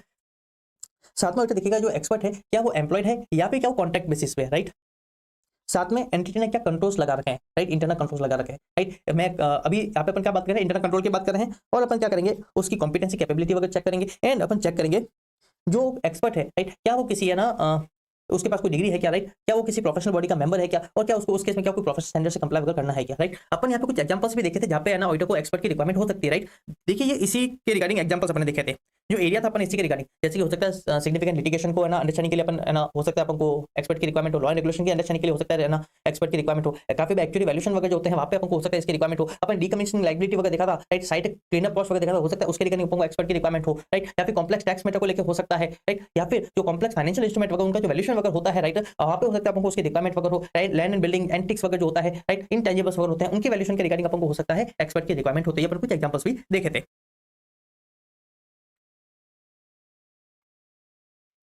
फिर ऑडिटर क्या करेगा, अगर ऑडिटर ने कंसीडर किया कि ओके कि एक्सपर्ट की रिक्वायरमेंट है, अगर मुझे सफिशिएंट एप्रोप्रिएट ऑडिट एविडेंस लेना है पर्टिकुलर मैटर के रिगार्डिंग तो मुझे एक्सपर्ट की है ना रिक्वायरमेंट होगी, राइट, मुझे एक्सपर्ट से असिस्टेंस लेना पड़ेगा। तो ऑडिटर क्या करेगा, ऑडिटर एक्सपर्ट की असिस्टेंस ले, उससे ऑडिटर को क्या करना पड़ेगा, पहले तो एक्सपर्ट को आइडेंटिफाई करना पड़ेगा कि मुझे कौन सा एक्सपर्ट चाहिए, राइट। फिर उसके वर्क की अंडरस्टैंडिंग लेनी पड़ेगी, राइट, जो एक्सपर्ट जो नॉर्मली जो वर्क परफॉर्म करता है क्या उसका वर्क मेरे for the purpose of audit क्या वो एडिक्वेट होगा क्या, राइट। ऑडिटर चेक करेगा उसको अपॉइंट करने से पहले, एक्सपर्ट को अपॉइंट करने से पहले ऑडिटर चेक करेगा क्या उसका जो वर्क वो परफॉर्म करने वाला है क्या ये मेरे for the purpose of audit है ना एप्रोप्रिएट होगा या नहीं होगा, बराबर। अपॉइंट करने से पहले ऑडिटर को ये चीज चेक करनी पड़ेगी। एक बार मैं चीजें कंसीडर करी तो ऑडिटर क्या करेगा उसके बाद उसके साथ एक एग्रीमेंट करेगा, क्या करेगा एग्रीमेंट करेगा, मतलब आपकी रोल रिस्पांसिबिलिटी क्या होने वाली है, आप क्या कम्युनिकेशन करने वाले हो, राइट, आपको कॉन्फिडेंशियलिटी क्या करनी है मेंटेन करनी है। ऑडिटर क्या करता है एक एग्रीमेंट उसके साथ क्या करेगा एंटर करेगा। अब उसके बाद जो एक्सपर्ट है वो क्या करेगा अपना वर्क परफॉर्म करेगा, फाइंडिंग्स वगैरह करेगा, तो ऑडिटर क्या करेगा उसको इवैल्यूएट करेगा, ऑडिटर क्या करेगा उसको इवैल्यूएट करेगा, बराबर। उसके बेसिस पर ऑडिटर चेक करेगा क्या उसका वर्क एडिक्वेट है या नहीं। अब इसके लिए सबके लिए ऑडिटर को क्या करना पड़ेगा, कुछ प्रोसीजर्स परफॉर्म करने पड़ेंगे, राइट, ऑडिटर को क्या करना पड़ेंगे कुछ प्रोसीजर्स परफॉर्म करने पड़ेंगे। तो उन प्रोसीजर्स का नेचर टाइमिंग एक्सटेंड क्या रहने वाला है,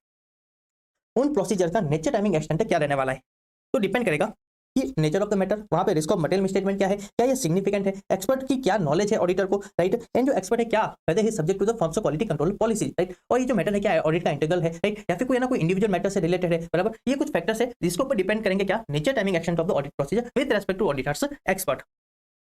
अब अपने कुछ सर्कमस्टेंस देखे थे जहां पे हमारे ऑडिट प्रोसीजर क्या रहने वाले हैं, एक्सटेंसिव रहने वाले हैं, ज्यादा रहने वाले, जैसे कि अगर मैटर कैसा है सिग्निफिकेंट मैटर है, कॉन्फिडेंशियल इंफॉर्मेशन के रिगार्डिंग है, कॉम्प्लेक्स है, इंटीग्रल टू ऑडिट है, राइट, कॉम्प्लेक्स है, राइट, या फिर ऑडिटर को क्या है नॉलेज नहीं है एक्सपर्ट पे ज्यादा, या फिर जो मैटर है, राइट, जिस पे ऊपर एक्सपर्ट अपना काम परफॉर्म करेगा वो कैसा इंटीग्रल टू ऑडिट है, कोई इंडिविजुअल मैटर से रिलेटेड नहीं है, राइट, या फिर जो एक्सपर्ट है वो फर्म की क्वालिटी कंट्रोल पॉलिसी से क्या है सब्जेक्टेड नहीं है, तो उस केस में क्या करेगा ऑडिटर के जो ऑडिट प्रोसीजर रहेंगे वो क्या रहेंगे ज्यादा रहेंगे। अब देखिए सबसे पहले ऑडिटर क्या इवैल्यूएट करेगा, जब भी ऑडिटर एक्सपर्ट को अपॉइंट करने जाएगा तब ऑडिटर सबसे पहले उसको क्या चेक करेगा, सबसे पहले ऑडिटर चेक करेगा उसकी कॉम्पिटेंसी कैपेबिलिटी ऑब्जेक्टिविटी, क्या उसके पास नेसेसरी कॉम्पिटेंसी कैपेबिलिटी ऑब्जेक्टिविटी है क्या। तो देखिए ऑब्जेक्टिविटी वापस से डिफाइन करने की जरूरत नहीं है, तो यहाँ पे ऑब्जेक्टिविटी अपन क्या करेंगे, एक तो एक्सपर्ट के साथ डिस्कशन करेंगे, साथ में जो एंटिटी अपन क्या करेंगे उससे भी इंक्वायरी करेंगे, राइट, क्या आपने जो एक्सपर्ट से पहले कोई काम वगैरह तो नहीं दिया है, किसी टाइप का रिलेशनशिप वगैरह तो नहीं है, अपन क्या करते हैं दोनों से डिस्कशन करते हैं, राइट।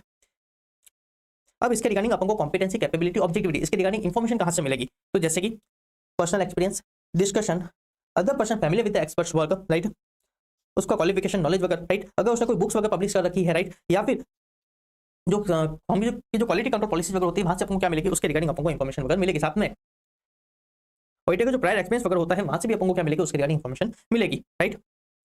फिर अपन क्या करेंगे, ऑब्जेक्टिविटी को इवेल्युएट करेंगे। अब अपन को लगता है कि उसकी okay he is having the adequate competency capability objectivity, तो अपन क्या करेंगे, वो जो वर्क परफॉर्म करता है, मतलब जो मेथड यूज करता है, जो एजम्पशन यूज करता है, जो डेटा यूज करता है, राइट, जो रिपोर्टिंग करता है, अपन क्या करते हैं, ऑडिटर उसकी अंडरस्टैंडिंग लेगा, राइट। ऑडिटर क्या करेगा, आपको कौन से स्टैंडर्ड से कंप्लाई करता है, किन स्टैंडर्ड्स के अंदर रिपोर्ट इशू करता है, राइट। ऑडिटर क्या करेगा, उसकी अंडरस्टैंडिंग लेगा और चेक करेगा क्या इसका work for the purpose of audit adequate होगा या नहीं होगा। अगर ऑडिटर को यहाँ पे लगता है कि ओके यहाँ पे जो काम करेगा ये मेरे ऑडिट के लिए रेलेवेंट होगा, तभी ऑडिटर क्या करेगा, उसको अपॉइंट करेगा। तो देखिए ऑडिटर क्या करेगा, उसकी जो फील्ड ऑफ एक्सपर्टाइज है उसकी अंडरस्टैंडिंग लेगा। ऑडिटर क्या करेगा, उसकी फील्ड ऑफ एक्सपर्टाइज की अंडरस्टैंडिंग लेगा, why nature scope objective and check करने के लिए क्या उसका एडिक्वेट है या नहीं है, राइट, क्या उसका वर्क एडिक्वेट है या नहीं है। बेसिकली ऑडिटर वहां पे क्या क्या चीजें चेक करेगा, पहला तो एरिया ऑफ स्पेशलिटी, जैसे अगर मुझे लॉ एंड रेगुलेशन लिटिगेशन के रिगार्डिंग चाहिए तो ऑडिटर चेक करेगा वो लॉ का एक्सपर्ट है या नहीं है, राइट, क्या उसने इस टाइप के मैटर्स पहले हैंडल किए हैं या नहीं किए, राइट। अगर वैल्यूएशन के रिगार्डिंग है तो क्या वो एक्यूरेट है, राइट, क्या उसने इस टाइप के जो आइटम्स है क्या उसने उसको पहले उसका वैल्यूएशन किया है नहीं किया, उस पे किस टाइप की रिपोर्ट क्या करिए इशू कर रखी है, क्या का मॉडल वो यूज करता है, क्या एजम्पशन यूज करता है, क्या वो कंसिस्टेंट है with the models used in the industry, right, क्या वो किसी प्रोफेशनल बॉडी का मेंबर है, राइट, वो क्या एजम्पशन यूज करता है, क्या वो एप्रोप्रिएट है, वो क्या डेटा यूज करता है, उसके बेसिस पर क्या करेगा, उसकी फील्ड ऑफ एक्सपर्टाइज का अंडरस्टैंडिंग लेगा, साथ में देखेगा उसका नेचर क्या रहता है, स्कोप ऑब्जेक्टिव उसका क्या रहता है, राइट, साथ में देखेगा ऑडिटर देखेगा क्या ये इसकी जो फाइंडिंग्स है क्या मैं इसको एज ऑडिट एविडेंस यूज कर सकता हूं क्या, राइट, क्या ये मेरे रेलेवेंट होगी या नहीं होगी। अगर ऑडिटर को उसकी फील्ड ऑफ एक्सपर्टाइज समझ में नहीं आती तो ऑडिटर क्या करेगा, उसको अपॉइंट नहीं करेगा। ओके, तो ये सेकंड फैक्टर है। अपन पहले देखते हैं कॉम्पिटेंसी, कैपेबिलिटी, ऑब्जेक्टिविटी, उसके बाद अपने क्या किया, उसकी फील्ड ऑफ एक्सपर्टाइज की अंडरस्टैंडिंग ली। ओके, दोनों पैरामीटर पूरे हुए, ऑडिटर को लगता है इसका वर्क क्या होगा, एडिक्वेट होगा for the purpose of audit, तो ऑडिटर क्या करेगा, उसको अपॉइंट करेगा। तो उससे पहले ऑडिटर क्या करेगा, एक रिटन एग्रीमेंट उसके साथ क्या करेगा, एंटर करेगा। ऑडिटर क्या करेगा, एक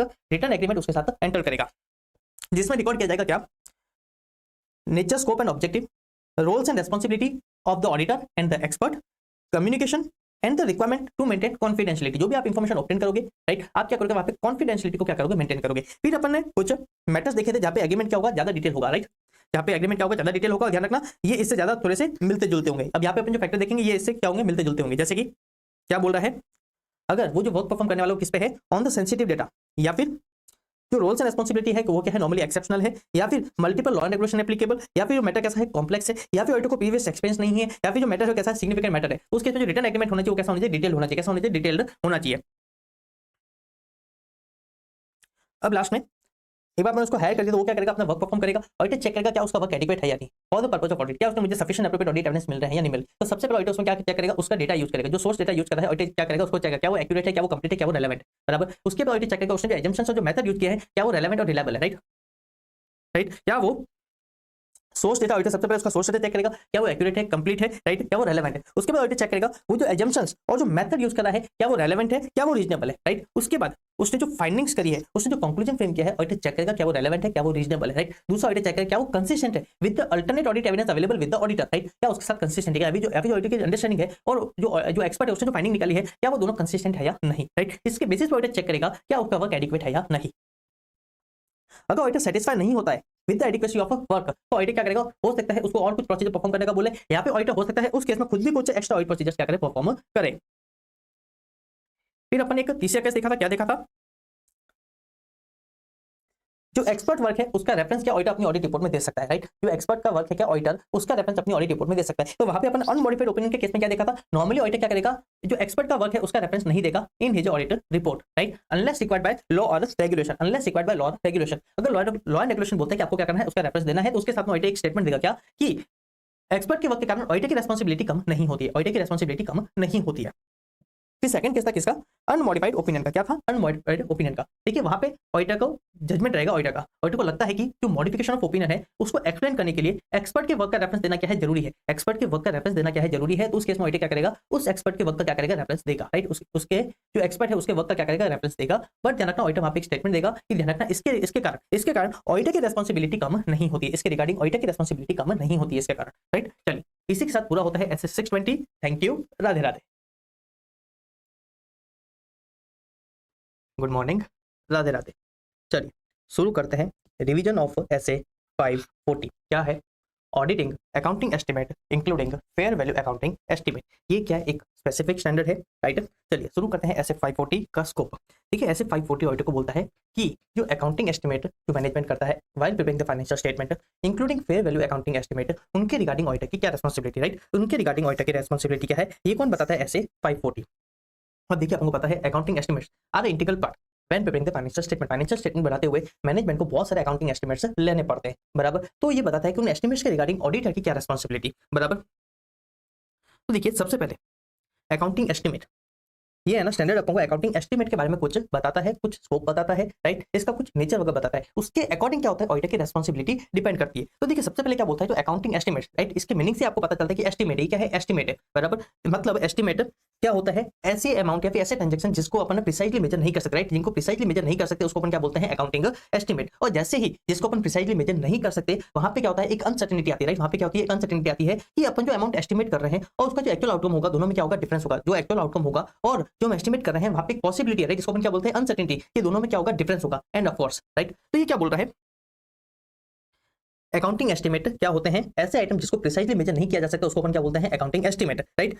ये क्या बोलते हैं कि फाइनेंशियल स्टेटमेंट के कुछ आइटम्स ऐसे होते हैं जिसको प्रिसाइजली मेजर नहीं किया जा सकता, वहां पे मैनेजमेंट को क्या करने होते हैं, एस्टीमेट लेने होते हैं। अब ये बोलते हैं कि ये जो अकाउंटिंग एस्टीमेट होता है डिपेंड करता है कुछ इवेंट, कुछ ट्रांजैक्शंस वगैरह पे, जैसे कि एंटिटी पे कोई लिटिगेशन वगैरह हुआ है तो मैनेजमेंट को क्या करना होगा, उसके रिगार्डिंग है ना एस्टीमेट करने होंगे, बराबर। यहाँ पे एंटिटी ने कोई एसेट परचेज करी है तो एसेट परचेज करने क्या हुआ, एक इवेंट, कुछ ट्रांजैक्शन हुआ, अगर एसेट परचेज करी है तो एंटिटी को क्या करना पड़ेगा, डेप्रिसिएशन के रिगार्डिंग एस्टीमेट करना होगा, उसकी यूजफुल लाइफ ऑफ एसेट क्या रहने वाली है, सैल्वेज वैल्यू क्या रहने वाली है, राइट, डेप्रिसिएशन रेट क्या लगने वाली है, बराबर। तो ये क्या होता है, डिपेंड करता है कुछ इवेंट है, कुछ ट्रांजैक्शन वगैरह पे, जैसे कि अपन कोई सेल वगैरह कर रहे हैं तो वारंटी ऑब्लिगेशंस वगैरह, राइट, ये क्या है, कुछ अकाउंटिंग एस्टीमेट है।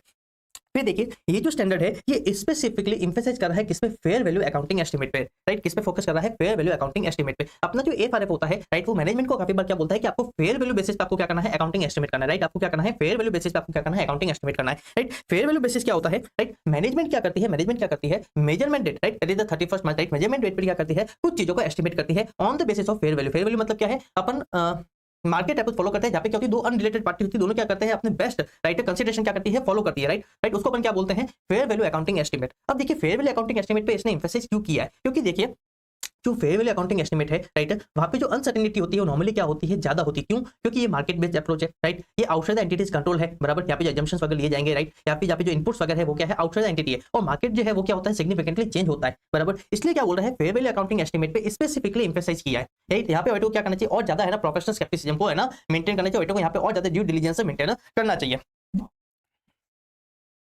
अभी क्या बोल रहा है, जो इंपॉर्टेंट चीज अपन देखने वाले हैं, जो अकाउंटिंग एस्टीमेट है, राइट, जो अकाउंटिंग एस्टीमेट है उसमें अनसर्टेनिटी कितनी है, राइट, अपन कितना प्रिसाइजली मेजर कर पाएंगे, अनसर्टेनिटी कितनी रहेगी, वो डिपेंड करता है नेचर ऑफ इंफॉर्मेशन, राइट, किस टाइप का नैना अकाउंटिंग एस्टीमेट है, नेचर ऑफ अकाउंटिंग एस्टीमेट क्या है और उसके रिगार्डिंग इंफॉर्मेशन कैसी अवेलेबल है, राइट। जैसे कि जो रेगुलर टाइप ऑफ जो ट्रांजेक्शन होते हैं, राइट, वहां पे अनसर्टेनिटी क्या होती है, कम होती है, राइट। यहाँ पे जो इनपुट्स है, राइट, वो क्या है, रेडीली अवेलेबल वगैरह है, यहाँ पे जो रिक्वायरमेंट वगैरह है वो क्या है, सिंपल है, बराबर, राइट। तो वहां पे क्या होता है, एस्टिमेशन अनसर्टेनिटी क्या होती है, कम होती है, बराबर। साथ में अगर मैं कंपेयर करें ऐसे ट्रांजेक्शन जो क्या है नॉन रूटीन है, राइट, या फिर वहां पे जो रिक्वायरमेंट वगैरह है एएफआरएफ की वगैरह वो क्या है, बहुत कॉम्प्लेक्स है, तो वहां पे अनसर्टेनिटी क्या होगी, ज्यादा होगी, वहां पे अनसर्टेनिटी ज्यादा होगी। तो ये क्या बोल रहा है, जो डिग्री ऑफ एस्टिमेशन अनसर्टेनिटी है वो डिपेंड करती है नेचर ऑफ एडजस्टमेंट एस्टिमेट कैसा है और वहां पे इंफॉर्मेशन कैसी अवेलेबल, क्या वो रूटीन ट्रांजेक्शन है, क्या वो नॉन रूटीन ट्रांजेक्शन, और दूसरे फैक्टर्स वगैरह। अभी स्टैंडर्ड बोलता है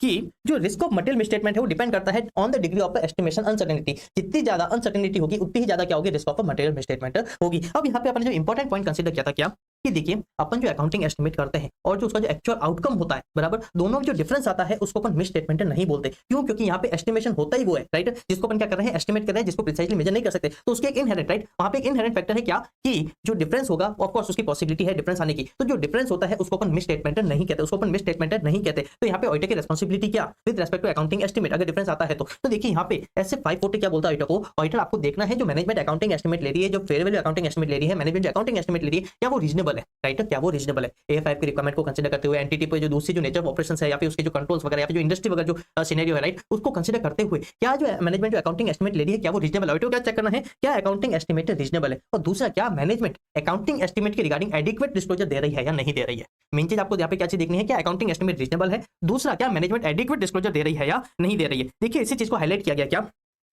difference between outcome and the accounting estimate is not always miss statement. Auditor यहाँ पे क्या चेक करता है, क्या ये है ना एस्टिमेट रीजनेबल है या नहीं, ऑडिटर क्या चेक करना होता है, क्या ये एस्टिमेट यहाँ पे रीजनेबल है या नहीं है, बराबर। डिफरेंस आ सकता है, डिफरेंस आना बड़ी बात नहीं है, ऑडिटर को यहाँ पे क्या चेक करना होता है, क्या ये रीजनेबल है या नहीं है।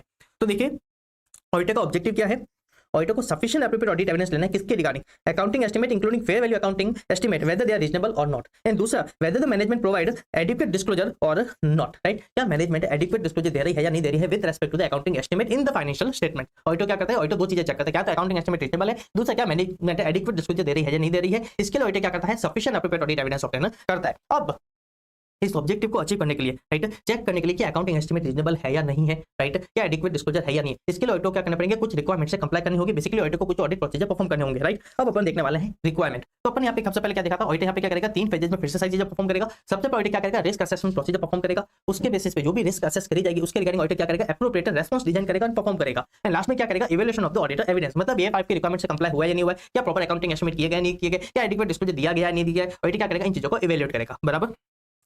तो देखिए रिस्क असेसमेंट प्रोसीजर, उसमें अपन क्या करते थे, अंडरस्टैंडिंग लेते थे। किसकी अंडरस्टैंडिंग लेते थे, एक तो एंटिटी का जो एनवायरमेंट है, राइट, साथ में उसके जो इंटरनल कंट्रोल्स है, ऑडिटर क्या करता है उसकी अंडरस्टैंडिंग लेता है। तो यहाँ पे ऑडिटर क्या करेगा, ऑडिटर एक तो एएफआरएफ नेचर ऑफ ऑपरेशन वगैरह, राइट, ऑडिटर क्या करेगा उसकी अंडरस्टैंडिंग करेगा, राइट, लेगा। दूसरा जो रेलेवेंट कंट्रोल है with respect to accounting estimates, auditor क्या करेगा उसकी अंडरस्टैंडिंग लेगा, राइट। अब देखिए अंडरस्टैंडिंग क्या करते हैं अपन, क्या करते हैं यहाँ पे इंक्वायरी करते थे, एनालिटिकल प्रोसीजर परफॉर्म करते थे, ऑब्जर्वेशन वगैरह करते थे, राइट। अपन क्या करते थे, इन ये चीजें परफॉर्म करते थे, इसके बेसिस पर अपन क्या करते थे, रिस्क असेसमेंट प्रोसीजर परफॉर्म करते थे। तो यहाँ पे अपन क्या करेंगे, तो ऑडिटर क्या करेगा, एएफआरएफ की अंडरस्टैंडिंग लेगा, एएफआरएफ की क्या रिक्वायरमेंट है with respect to accounting estimate. दूसरा ऑडिटर क्या करेगा, अब मैनेजमेंट की इंक्वायरी करेगा, राइट, ऑडिटर क्या करेगा, मैनेजमेंट की इंक्वायरी करेगा, किसके रिगार्डिंग, कि आप किस तरीके से उन इवेंट ट्रांजैक्शन को आइडेंटिफाई करते हो जिसके कारण अकाउंटिंग एस्टिमेट करने पड़ते हैं, राइट। आप उन इवेंट ट्रांजैक्शन को किस तरीके से आइडेंटिफाई करते हो, अगर उसमें कोई चेंजेस वगैरह होते हैं तो आप उसको किस तरीके से आइडेंटिफाई करते हो। पहली बात ऑडिटर क्या करेगा, इसके रिगार्डिंग इंक्वायरी करेगा। दूसरा मैनेजमेंट का जो एस्टिमेशन मेकिंग प्रोसेस है, रिस्क जिसको मैं इंटरनल कंट्रोल बोल रहा हूं यहाँ पे, राइट, मैनेजमेंट का जो एस्टिमेशन मेकिंग प्रोसेस है, ऑडिटर क्या करेगा उसकी अंडरस्टैंडिंग लेगा। ऑडिटर देखेगा क्या कंट्रोल्स लगाए हुए हैं, क्या मेथड फॉलो किए जा रहे हैं, क्या एजम्पशंस लिए जा रहे हैं, क्या कोई एक्सपर्ट का यूज किया जा रहा है नहीं किया जा रहा है, क्या मैनेजमेंट सारी इंफॉर्मेशन को कंसीडर कर रहा है या नहीं कर रहा है, उसके कंट्रोल्स ऑडिटर क्या करेगा। मैनेजमेंट का जो एस्टिमेशन मेकिंग प्रोसेस ऑडिटर क्या करेगा उसकी अंडरस्टैंडिंग लेगा। एंड एक इंपॉर्टेंट चीज ऑडिटर क्या करता है, जो प्रायर पीरियड की जो अकाउंटिंग एस्टिमेट है ऑडिटर क्या करेगा उसको भी एक बार चेक करेगा। देखिए एक बार इसे रीडिंग लेते हैं फिर ये पॉइंट समझाऊंगा। देखिए एज पर ऐसे 315 ऑडिटर क्या करेगा, रिस्क आइडेंटिफाई करेगा, असेस करेगा with respect to accounting estimate. उसके लिए ऑडिटर क्या करेगा, सबसे पहले एएफआरएफ की अंडरस्टैंडिंग लेगा, एएफआरएफ की रिक्वायरमेंट क्या है। दूसरा ऑडिटर क्या करेगा, मैनेजमेंट की इंक्वायरी करेगा कि मैनेजमेंट उन इवेंट ट्रांजैक्शन को किस तरीके से आइडेंटिफाई करता है, साथ में उसमें क्या कोई चेंजेस हुआ है, जैसे कि कोई new type of transaction enter हुआ है, कोई बिजनेस एक्विजिशन वगैरह हुआ है, कोई एसेट वगैरह परचेज हुई है, राइट, या फिर अपन जो डीकमिशनिंग लायबिलिटी वगैरह अपन जो एग्जांपल देखा था, क्या उस टाइप के कोई ट्रांजैक्शन वगैरह हुए हैं, राइट, क्या कोई टर्म्स ऑफ ट्रांजैक्शन में कोई चेंजेस हुए हैं, राइट, कोई अकाउंटिंग पॉलिसी में कोई चेंजेस हुआ है, क्या लॉ एंड रेगुलेशन की रिक्वायरमेंट में कोई चेंजेस वगैरह हुए हैं, राइट। ऑडिटर क्या करता है, इस टाइप की कुछ इंक्वायरी करता है मैनेजमेंट के साथ। फिर ऑडिटर क्या करेगा, मैनेजमेंट का जो अकाउंट एस्टिमेशन मेकिंग प्रोसेस है, ऑडिटर क्या करेगा उसकी अंडरस्टैंडिंग लेगा, उसके रिगार्डिंग मैनेजमेंट क्या करेगा, इंक्वायरी करेगा, आप क्या मेथड फॉलो कर रहे हो, क्या कंट्रोल एस्टेब्लिश किए गए हैं, क्या आपने किसी एक्सपर्ट का यूज किया है, आपने क्या एजम्पशंस वगैरह लिए हैं, क्या कोई मेथड में कोई चेंजेस हुए हैं, अगर हुए हैं तो कारण क्या है, क्या उसको एप्रोप्रिएटली डील किया है क्या, right. And effect of the estimation uncertainty, right, क्या आपने कोई सेंसिटिविटी एनालिसिस परफॉर्म किया है, क्या अगर एस्टिमेशन अनसर्टेनिटी ज्यादा है या फिर कोई सिग्निफिकेंट क्या है अनसर्टेनिटी है, तो क्या आपने वहां पे सेंसिटिविटी एनालिसिस क्या परफॉर्म किया है, क्या आपने एस्टिमेशन अनसर्टेनिटी को प्रॉपर्ली एड्रेस कर रहे हो क्या। ऑडिटर क्या करता है, इसके रिगार्डिंग इंक्वायरी करेगा। अभी क्या कर रहा है ऑडिटर, इसके रिगार्डिंग अंडरस्टैंडिंग ले रहा है। एक जो इंपॉर्टेंट चीज है यहाँ पे वो कौन सी है, prior period accounting estimate, right. तो जो प्रायर पीरियड में अकाउंटिंग एस्टिमेट लिए गए, अपन बेसिकली क्या कर रहे हैं, एनालिटिकल प्रोसीजर्स परफॉर्म कर रहे हैं। यहाँ पे मैं क्या कर रहा हूँ, बेसिकली एनालिटिकल प्रोसीजर्स परफॉर्म कर रहा हूँ, बराबर। यहाँ पे ऑडिटर क्या करता है, जो प्रायर पीरियड में अकाउंटिंग एस्टिमेट लिए होता है, ऑडिटर क्या करता है उनको रिव्यू करता है। अब यहाँ पे जो इंपॉर्टेंट चीज आपको ध्यान में रखनी थी, क्या रखनी थी, देखिए ऑडिटर क्या कर रहा है, प्रायर पीरियड के जो अकाउंटिंग एस्टिमेट को रिव्यू कर रहा है, वो किस लिए कर रहा है, for the purpose of current period audit on the financial statement, right. Auditor पिछले साल के प्रायर जो पीरियड में जो अकाउंटिंग एस्टिमेट जो लिए गए हैं उनको रिव्यू क्यों कर रहा है, for the purpose of current period, उन पे ओपिनियन एक्सप्रेस करने के लिए ना ऑडिटर क्या कर रहा है, उनको रिव्यू नहीं कर रहा है, या फिर मिसस्टेटमेंट को आइडेंटिफाई करने के लिए ऑडिटर वहां पे क्या कर रहा है, रिव्यू नहीं कर रहा है। ऑडिटर उनको रिव्यू कर रहा है for the purpose of current period auditor है ना ऑफ द फाइनेंशियल स्टेटमेंट, बराबर, जो इंपॉर्टेंट पॉइंट था।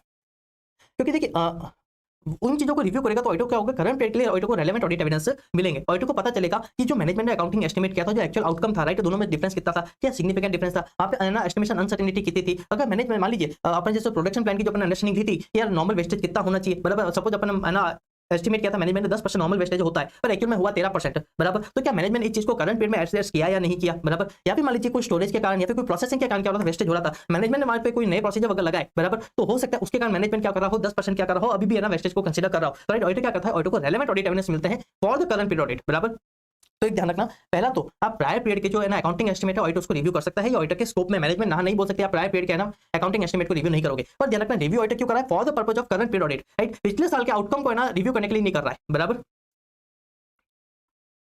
अब देखिए अपने क्या क्या है, रिस्क असेसमेंट प्रोसीजर परफॉर्म किए, तो उसके बेसिस पर ऑडिटर क्या करेगा, अब एस्टिमेट करेगा, आइडेंटिफाई असेस करेगा risk of a material misstatement, देखिएगा एस्टिमेशन अनसर्टेनिटी कितनी है, ज्यादा है, कम है। अगर एस्टिमेशन अनसर्टेनिटी ज्यादा है तो क्या वहां पे कोई सिग्निफिकेंट रिस्क है या नहीं, ऑडिटर क्या करेगा, इन चीजों को चेक करेगा। अब देखिए आपको कुछ है ना एरिया दिए हुए थे, राइट, अगर वैसे होते हैं तो वो क्या होता है, वहां पे एस्टिमेशन अनसर्टेनिटी क्या होती है, ज्यादा होती है, एस्टिमेशन अनसर्टेनिटी क्या होती है, ज्यादा होती है। जैसे कि हाईली डिपेंडेंट अपॉन जजमेंट, जैसे कि लिटिगेशन वगैरह हो गए, राइट। तो वहां पे एस्टिमेशन अनसर्टेनिटी क्या होती है, ज्यादा होती है, या फिर रिकॉग्नाइज्ड मेजरमेंट टेक्निक को फॉलो नहीं करी जा रही है, राइट। या फिर फेयर वैल्यू अकाउंटिंग एस्टिमेट है और वहां पे क्या है, स्पेशलाइज मॉडल है, या फिर कोई भी ऑब्जर्वेबल इंपोर्टेंट नहीं है, राइट। जैसे कि अनलिस्टेड शेयर्स वगैरह हो गए, राइट। तो वहां पे ब्लैक शोल मॉडल वगैरह क्या होता है, फॉलो वगैरह करने पड़ते हैं, बराबर। तो वहां पे क्या होता है, या फिर कोई स्पेशलाइज मॉडल और कोई फॉलो करना पड़ता है, तो वहां पे एस्टिमेशन अनसर्टेनिटी क्या होती है, ज्यादा होती है। देखिए जब भी एस्टिमेशन अनसर्टेनिटी ज्यादा होती है तो ऑडिटर देखता है क्या वहां पे ना सेंसिटिव एनालिसिस परफॉर्म किया गया है, क्या एस्टिमेशन अनसर्टेनिटी को प्रॉपर्ली डिस्क्लोज किया गया फाइनेंशियल स्टेटमेंट में, क्या उसको प्रॉपर्ली एड्रेस किया गया नहीं किया गया in the financial statement, right. फिर देखिए अब अपन क्या करेंगे, response to the assessed RMM. अब ऑडिटर ने जो भी रिस्क को आइडेंटिफाई किया था, असेस किया था, वो ऑडिटर क्या करेगा, उसके रिगार्डिंग ऑडिट प्रोसीजर डिजाइन करेगा और परफॉर्म करेगा, राइट। उसमें है ना ऑडिटर सबसे पहले बेसिकली देखेगा क्या जो एएफआरएफ की रिक्वायरमेंट है उसको प्रॉपर्ली अप्लाई किया गया है या नहीं किया गया है। दूसरा जो मेथड है क्या वो एप्रोप्रिएट है, और अगर उस पर कोई चेंजेस किया है तो क्या उसको एप्रोप्रिएटली डील किया है या नहीं किया, राइट। मैनेजमेंट का जो एस्टिमेशन मेकिंग प्रोसेस था, जो मेथड था, राइट, क्या वो एप्रोप्रिएट है, मतलब एएफआरएफ की रिक्वायरमेंट कंप्लाई करने के अकॉर्डिंग वो एप्रोप्रिएट है। दूसरा क्या उसको कंसिस्टेंटली फॉलो किया नहीं किया, अगर उस पर कोई है ना चेंज किया है तो क्या उसको एप्रोप्रिएटली डील किया है या नहीं किया है। देखिए क्या बोल रहा है, जो मेथड है क्या वो एप्रोप्रिएट है, और अगर उसमें कोई चेंजेस किया है तो क्या वो एप्रोप्रिएटली डील किया है या नहीं किया है। अब देखिए दूसरी चीज, अब ऑडिटर क्या करेगा, अपने ऑडिट प्रोसीजर क्या करेगा, परफॉर्म करेगा, जो फर्दर ऑडिट प्रोसीजर होता है ऑडिट क्या करेगा, उसको परफॉर्म करेगा। अब पहले अपन ने क्या किया था, अपन ने अंडरस्टैंडिंग ली थी किसकी, जो मैनेजमेंट का जो अकाउंटिंग जो एस्टिमेट मेकिंग जो प्रोसेस है, राइट, ऑडिटर ने उसकी अंडरस्टैंडिंग ली थी या फिर कंट्रोल्स की अंडरस्टैंडिंग वगैरह ली थी। अब ऑडिटर क्या करेगा, उनको एक्चुअली टेस्ट करेगा, राइट। ऑडिटर क्या करेगा, उनको एक्चुअली टेस्ट करेगा। साथ में ऑडिटर क्या करेगा, देखिएगा क्या उसको खुद को कोई ना अकाउंटिंग एस्टिमेट डेवलप करने की जरूरत है, कोई point estimate, in order to compare the accounting estimate develop by the management, right. तो देखिए ऑडिटर यहाँ पे क्या करता है, सबसे पहले देखिएगा event occurring up to the date of auditor's report, right. जो जो इवेंट ऑकर हुए up to the date of auditor's report, क्या मैनेजमेंट ने सारे वो इवेंट्स कंसीडर किए हैं या नहीं किए while preparing the accounting estimates. Test method of measurement and the assumptions, right. Management जो मेथड यूज कर रही है ऑडिटर क्या करेगा, उसको टेस्ट करेगा क्या वो एप्रोप्रिएट है। साथ में जो मैनेजमेंट एजम्पशंस वगैरह ले रही है ऑडिटर क्या करेगा, उसको भी चेक करेगा क्या वो एप्रोप्रिएट है, क्या वो रेलेवेंट है, राइट। उसमें जो डेटा है क्या वो कंप्लीट है, क्या वो एक्यूरेट है, उस पर कंट्रोल्स किस टाइप के हैं, right, whether they are consistent with the entity's ability, right, या फिर इंटेंशंस। फिर ऑडिटर क्या चेक करेगा, operating effectiveness of the control, management जो कंट्रोल एस्टैब्लिश किए हैं with respect to accounting estimate, auditor क्या करेगा, उसको टेस्ट करेगा। ऑडिटर क्या करेगा, चेक करेगा क्या उसको कोई पॉइंट एस्टिमेट डेवलप करने की जरूरत है, राइट। और अगर मान लीजिए ऑडिटर क्या कर रहा है, कोई डिफरेंट प्रोसेस फॉलो कर रहा है या फिर कोई डिफरेंट एजम्पशंस ले रहा है तो ऑडिटर क्या करेगा, उसमें चेक करेगा मैनेजमेंट ने वो एजम्पशंस क्यों नहीं लिए, उसमें डिफरेंस क्या है, ऑडिटर क्या करेगा, उस रीजंस को भी कंसीडर करेगा। ऑडिटर साथ में कंसीडर करेगा क्या ऑडिटर ने सारे रेलेवेंट फैक्टर्स कंसीडर किए हैं नहीं किए। ऑडिटर साथ में चेक करेगा क्या वहां पे ऑडिटर को रेंज डेवलप करने की जरूरत है या नहीं है। अगर रेंज डेवलप करने की जरूरत है तो ऑडिटर क्या करता है, उसको कम से कम रखने की कोशिश करता है। अगर रेंज के बीच में अकाउंटिंग एस्टिमेट आता है तो उसको अपन क्या बोलते हैं, रीजनेबल।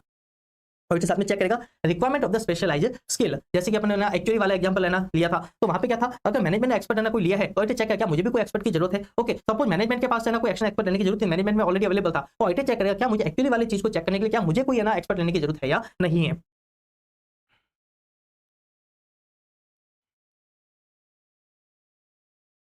फिर देखिए अगर ऑडिटर कंसीडर करता है सिग्निफिकेंट रिस्क, ऑडिटर को लगता है कि यहाँ पे हाई एस्टिमेशन अनसर्टेनिटी है और यहाँ पे क्या है सिग्निफिकेंट रिस्क है, क्या है यहाँ पे सिग्निफिकेंट रिस्क है, तो उसको ये जो अपने ऑडिट प्रोसीजर देखे उसके अलावा ऑडिटर को कुछ और है ना ऑडिट प्रोसीजर परफॉर्म करने पड़ेंगे। ऑडिटर को क्या करने पड़ेंगे, कुछ और ऑडिट प्रोसीजर परफॉर्म करने पड़ेंगे। पहला, मैनेजमेंट ने क्या अल्टरनेट अजम्पशंस कंसीडर किए थे और मैनेजमेंट ने उनको क्यों रिजेक्ट किया था, पहला। दूसरा, क्या मैनेजमेंट ने एस्टिमेशन अनसर्टेनिटी को कंसीडर किया है, उसको किस तरीके से एड्रेस किया है कि उसके रिगार्डिंग एडिक्वेट डिस्क्लोजर दिए है या नहीं दिया। ऑडिटर क्या करेगा, एस्टिमेशन अनसर्टेनिटी के रिगार्डिंग क्या करेगा, ऑडिट प्रोसीजर परफॉर्म करेगा when there is a significant risk with respect to accounting estimate और fair value accounting estimate। दूसरा ऑडिटर चेक करेगा जो मैनेजमेंट ने जो सिग्निफिकेंट एजम्पशंस लिए हैं क्या वो रीजनेबल है, राइट। ऑडिटर चेक क्या चेक करेगा, जो मैनेजमेंट ने जो सिग्निफिकेंट एजम्पशंस लिए हैं क्या वो रीजनेबल है, राइट, क्या वो कंसिस्टेंट है विद द अदर इंफॉर्मेशन और द सर्कमस्टेंस, राइट। साथ में ऑडिटर क्या चेक करेगा, मैनेजमेंट का इंटेंट, राइट, मैनेजमेंट ने जो सिग्निफिकेंट एजम्पशंस लिए हैं क्या वो कंसिस्टेंट है with the management intention and their ability, right, right. Auditor check करेगा क्या मैनेजमेंट ने in case of significant risk क्या एस्टिमेशन अनसर्टेनिटी को प्रॉपर्ली एड्रेस किया है या नहीं किया है। अगर प्रॉपर्ली एड्रेस किया है ओके, अगर प्रॉपर्ली एड्रेस नहीं किया तो ऑडिटर क्या करेगा, एक रेंज डेवलप करेगा in order to evaluate accounting estimate. अब ऑडिटर क्या करेगा, सफिशिएंट अप्रोप्रिएट ऑडिट एविडेंस लेगा क्या कि whether the requirement of AFRF have been complied और नॉट, राइट। अगर मैनेजमेंट कोई अकाउंटिंग एस्टिमेट रिकॉग्नाइज कर रहा है या फिर उसको रिकॉग्नाइज नहीं कर रहा है, right, then whether they are in accordance with the requirement of AFRF और नॉट। ऑडिटर क्या करेगा, इसके regarding sufficient appropriate audit evidence लेगा। दूसरा, जो मैनेजमेंट का जो मेजरमेंट बेसिस है, राइट, जो अकाउंटिंग एस्टिमेट के रिगार्डिंग जो मेजरमेंट बेसिस है मैनेजमेंट का क्या है ये एज पर एएफआरएफ है या नहीं है, ऑडिटर क्या करेगा, इसके regarding sufficient appropriate audit evidence लेगा।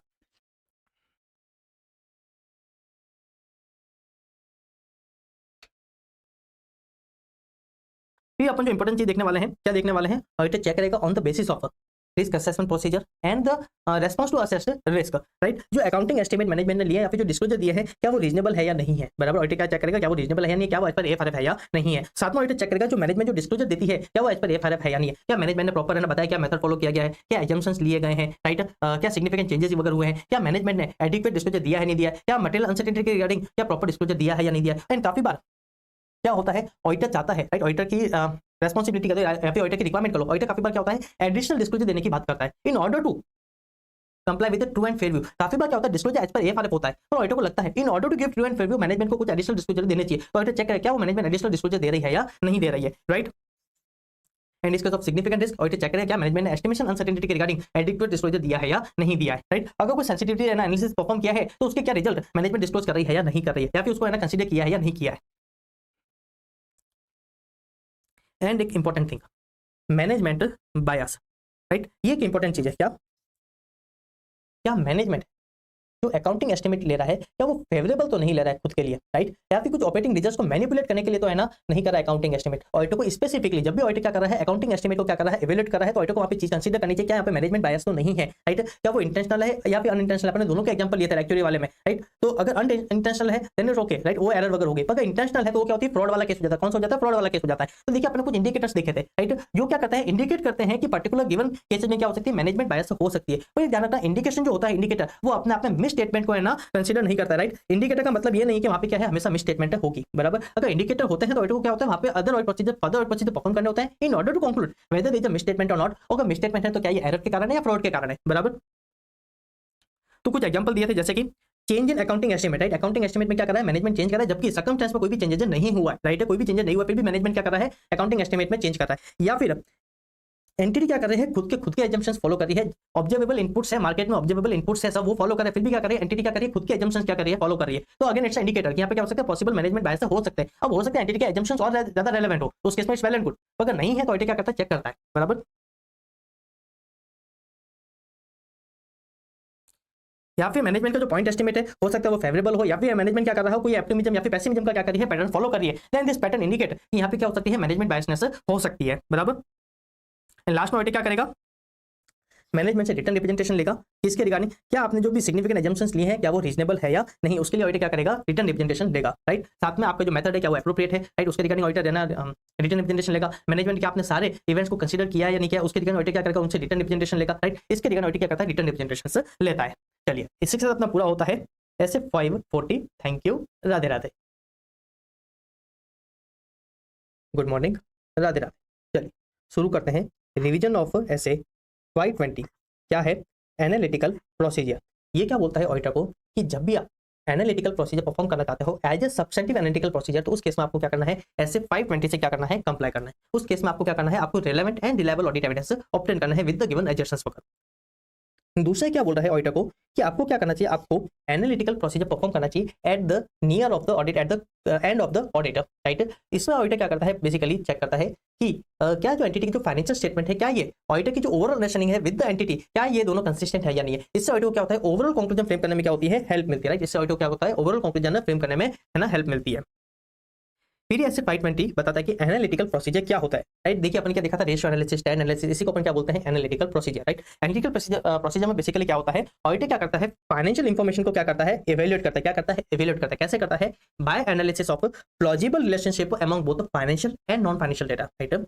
ऑडिटर क्या करता है इसमें financial data, right, different financial data को क्या करता है इवैल्यूएट करता है और उसके बेसिस पे क्या करता है relevant and reliable audit evidence obtain करता है। यहाँ पे ऑडिटर क्या करता है जो नॉन फाइनेंशियल डेटा है उसको कंपेयर करता है with the financial data, right, और उसके बेसिस पे ऑडिटर क्या करता है relevant reliable audit evidence obtain करता है। So for analytical procedure to be performed there must be a plausible relationship, there must be a plausible relationship, किसी तरीके का रिलेशनशिप होना क्या है जरूरी है, राइट। अगर आपको relevant and reliable audit evidence obtain करना है, अगर आपको एनालिटिकल प्रोसीजर परफॉर्म करना है तो राइट तो वहां पे जो बेसिक कंडीशन है वो क्या है वहां पे किसी तरीके का रिलेशनशिप होना चाहिए, राइट, कोई लॉजिकल कनेक्शन होना चाहिए, तभी आप क्या कर पाओगे आप एनालिटिकल प्रोसीजर परफॉर्म कर पाओगे, राइट। इसके कुछ अपने एग्जांपल देखे थे जैसे कि ऑडिटर को क्या करना है, अगर ऑडिटर को डेप्रिसिएशन के रिगार्डिंग क्या करना है, रेलेवेंट रिलायबल ऑडिट एविडेंस लेना है, तो ऑडिटर क्या करेगा, उसको कंपेयर करेगा with the investment in the fixed assets. अगर फिक्स्ड एसेट में क्या है, इन्वेस्टमेंट बड़ा है, अगर फिक्स्ड एसेट में इन्वेस्टमेंट बड़ा है तो डेप्रिसिएशन का अमाउंट भी क्या होगा, बढ़ेगा, राइट। सिमिलर मतलब डेप्रिसिएशन का अमाउंट में भी क्या होगा, पॉजिटिव प्लस ट्रेंड होगा, वो भी बढ़ेगा। पिछले साल से क्या होगा, डेप्रिसिएशन का एक्सपेंसेस क्या होगा, ज्यादा होगा, तो अपन क्या करते हैं, उसको पिछले साल से भी क्या करते हैं, कंपेयर करते हैं। साथ में अपन एक्सपेक्टेशन डेवलप करते हैं, क्या डेप्रिसिएशन का अमाउंट बढ़ेगा, अपन चेक करते हैं क्या डेप्रिसिएशन का अमाउंट एक्चुअली बढ़ा है या नहीं बढ़ा है। दूसरा अपन कंपेयर करते हैं जैसे कि इंटरेस्ट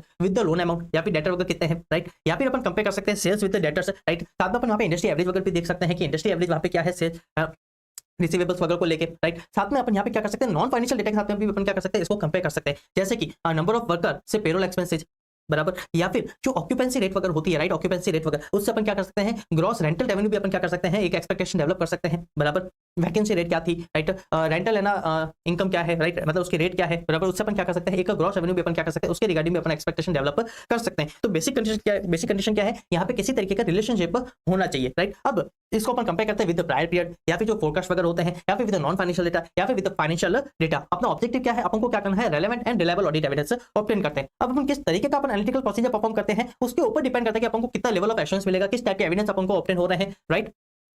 और जैसे कि अपन एग्जांपल दिया था कि अपन क्या करते हैं, जो फ्रेट के जो परसेंटेज होते हैं, अपन क्या करते हैं, उसको भी ना एनालिसिस करते हैं with the prior period, right, कि कितना है। जैसे कि 3% अपन ने कहना एग्जांपल देखा था कि 3% का क्या था, फ्रेट का ना रेट आ रही थी, तो अपन करंट ईयर में भी क्या करते हैं, उसको चेक करते हैं कि फ्रेट का परसेंटेज कितना है, ठीक। अपन एक और दूसरा एग्जांपल देखा था कि डिफरेंट लेवल ऑफ एश्योरेंस मिलते हैं, जैसे कि अपन बोला कि अपन क्या करते हैं, रॉ मटेरियल का जो अगर परचेजिंग हुई है, ज्यादा हुई है, तो अपन क्या करते हैं, एक्सपेक्टेशन डेवलप करेंगे, क्या, या तो ना सेल्स का अमाउंट बढ़ेगा, राइट, या फिर इन्वेंटरी का अमाउंट क्या होगा, बढ़ेगा, बराबर।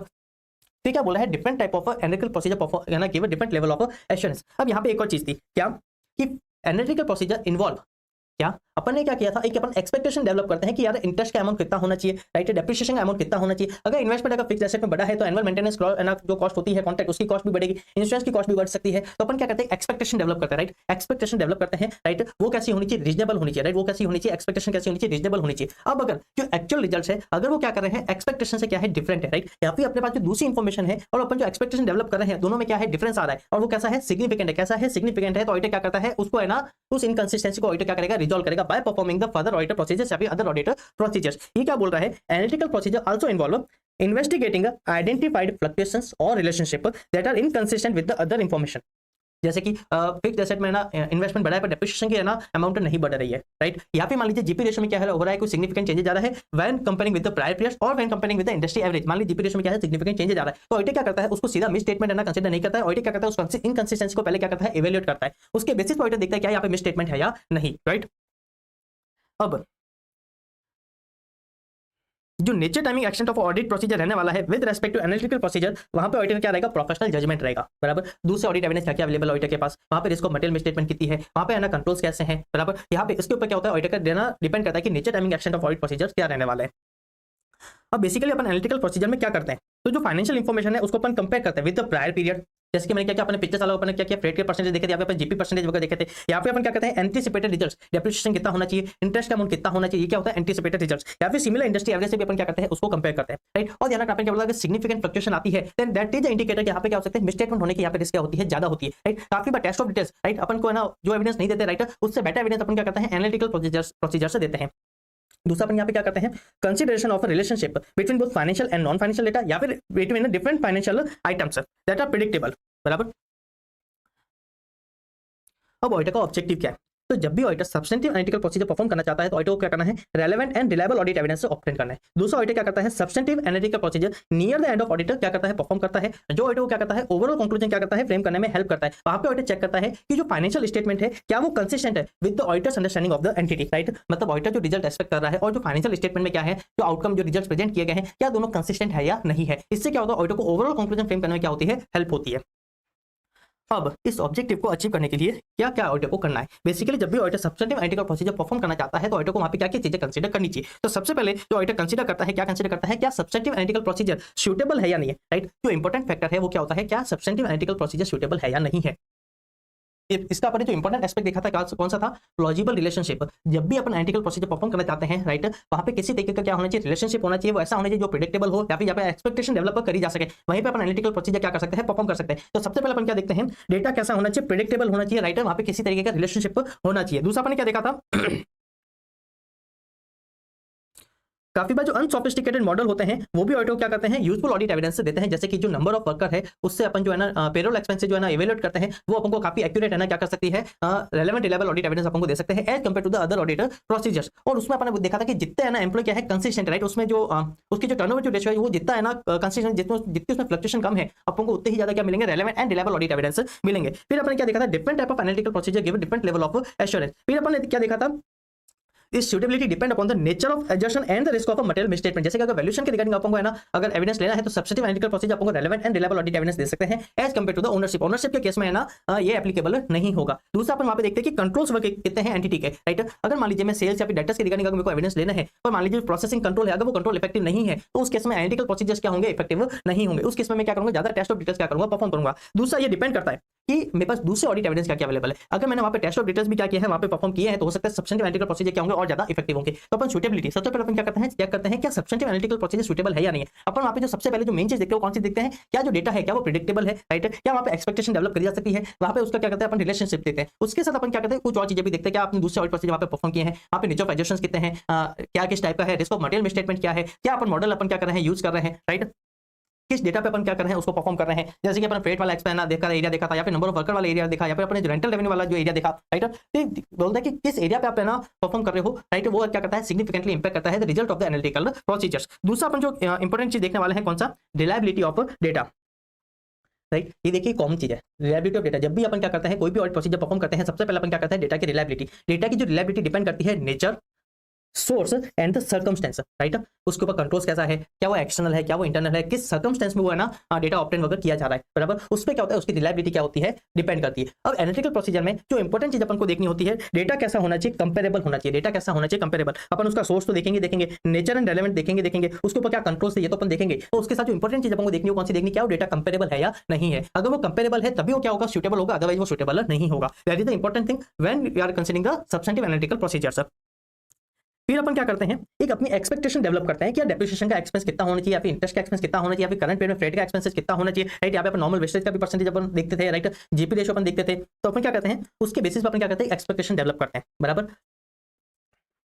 और वो क्या बोलते हैं कि जो एक्सपेक्टेशन होनी चाहिए वो क्या होनी चाहिए, रीजनेबल होनी चाहिए, रेलेवेंट होनी चाहिए, राइट। आप क्या करोगे, अननेसेसरी आप एक्सपेक्टेशन डेवलप नहीं करोगे। अगर वैसा करोगे तो आप है ना मिस स्टेटमेंट आइडेंटिफाई नहीं कर पाओगे। तो आपको क्या करना चाहिए, एक जो एक्सपेक्टेशन है वो रीजनेबल डेवलपमेंट है ना, रीजनेबल डेवलप करनी चाहिए, जिससे कि आप क्या कर पाओ, मिस स्टेटमेंट को आइडेंटिफाई कर पाओ। अब जब भी आप एक्सपेक्टेशन डेवलप करोगे तब अपन क्या करते हैं वहां पे एक लेवल ऑफ डिफरेंस अपन क्या करते हैं सेट करते हैं कि अगर इतना डिफरेंस है तो उसको फर्दर इन्वेस्टिगेट करने की जरूरत नहीं है, राइट। जैसे कि 5% अपन ने क्या किया था, कोई परसेंटेज लिया था फ्रेट का परसेंटेज, तो मान लीजिए 0.2%, 0.1% क्या होता है ऊपर नीचे होता है, तो राइट इतना है जो फ्लक्चुएशन है वो क्या है चलता है, क्योंकि मार्केट में कुछ कंडीशन चेंज हो गई, हो सकता है उसके कारण क्या हो फ्रेट का एक्सपेंसेस क्या हो चेंज हो गया। तो अपन क्या करते हैं थोड़ा बहुत प्लस माइनस अपन लेके चलते हैं। अगर उससे ज्यादा अगर है ना क्या हो रहा है डिफरेंस आ रहा है तो अपन क्या करते हैं उसको है ना इन्वेस्टिगेट करते हैं कि इनकंसिस्टेंसी क्यों है, बराबर।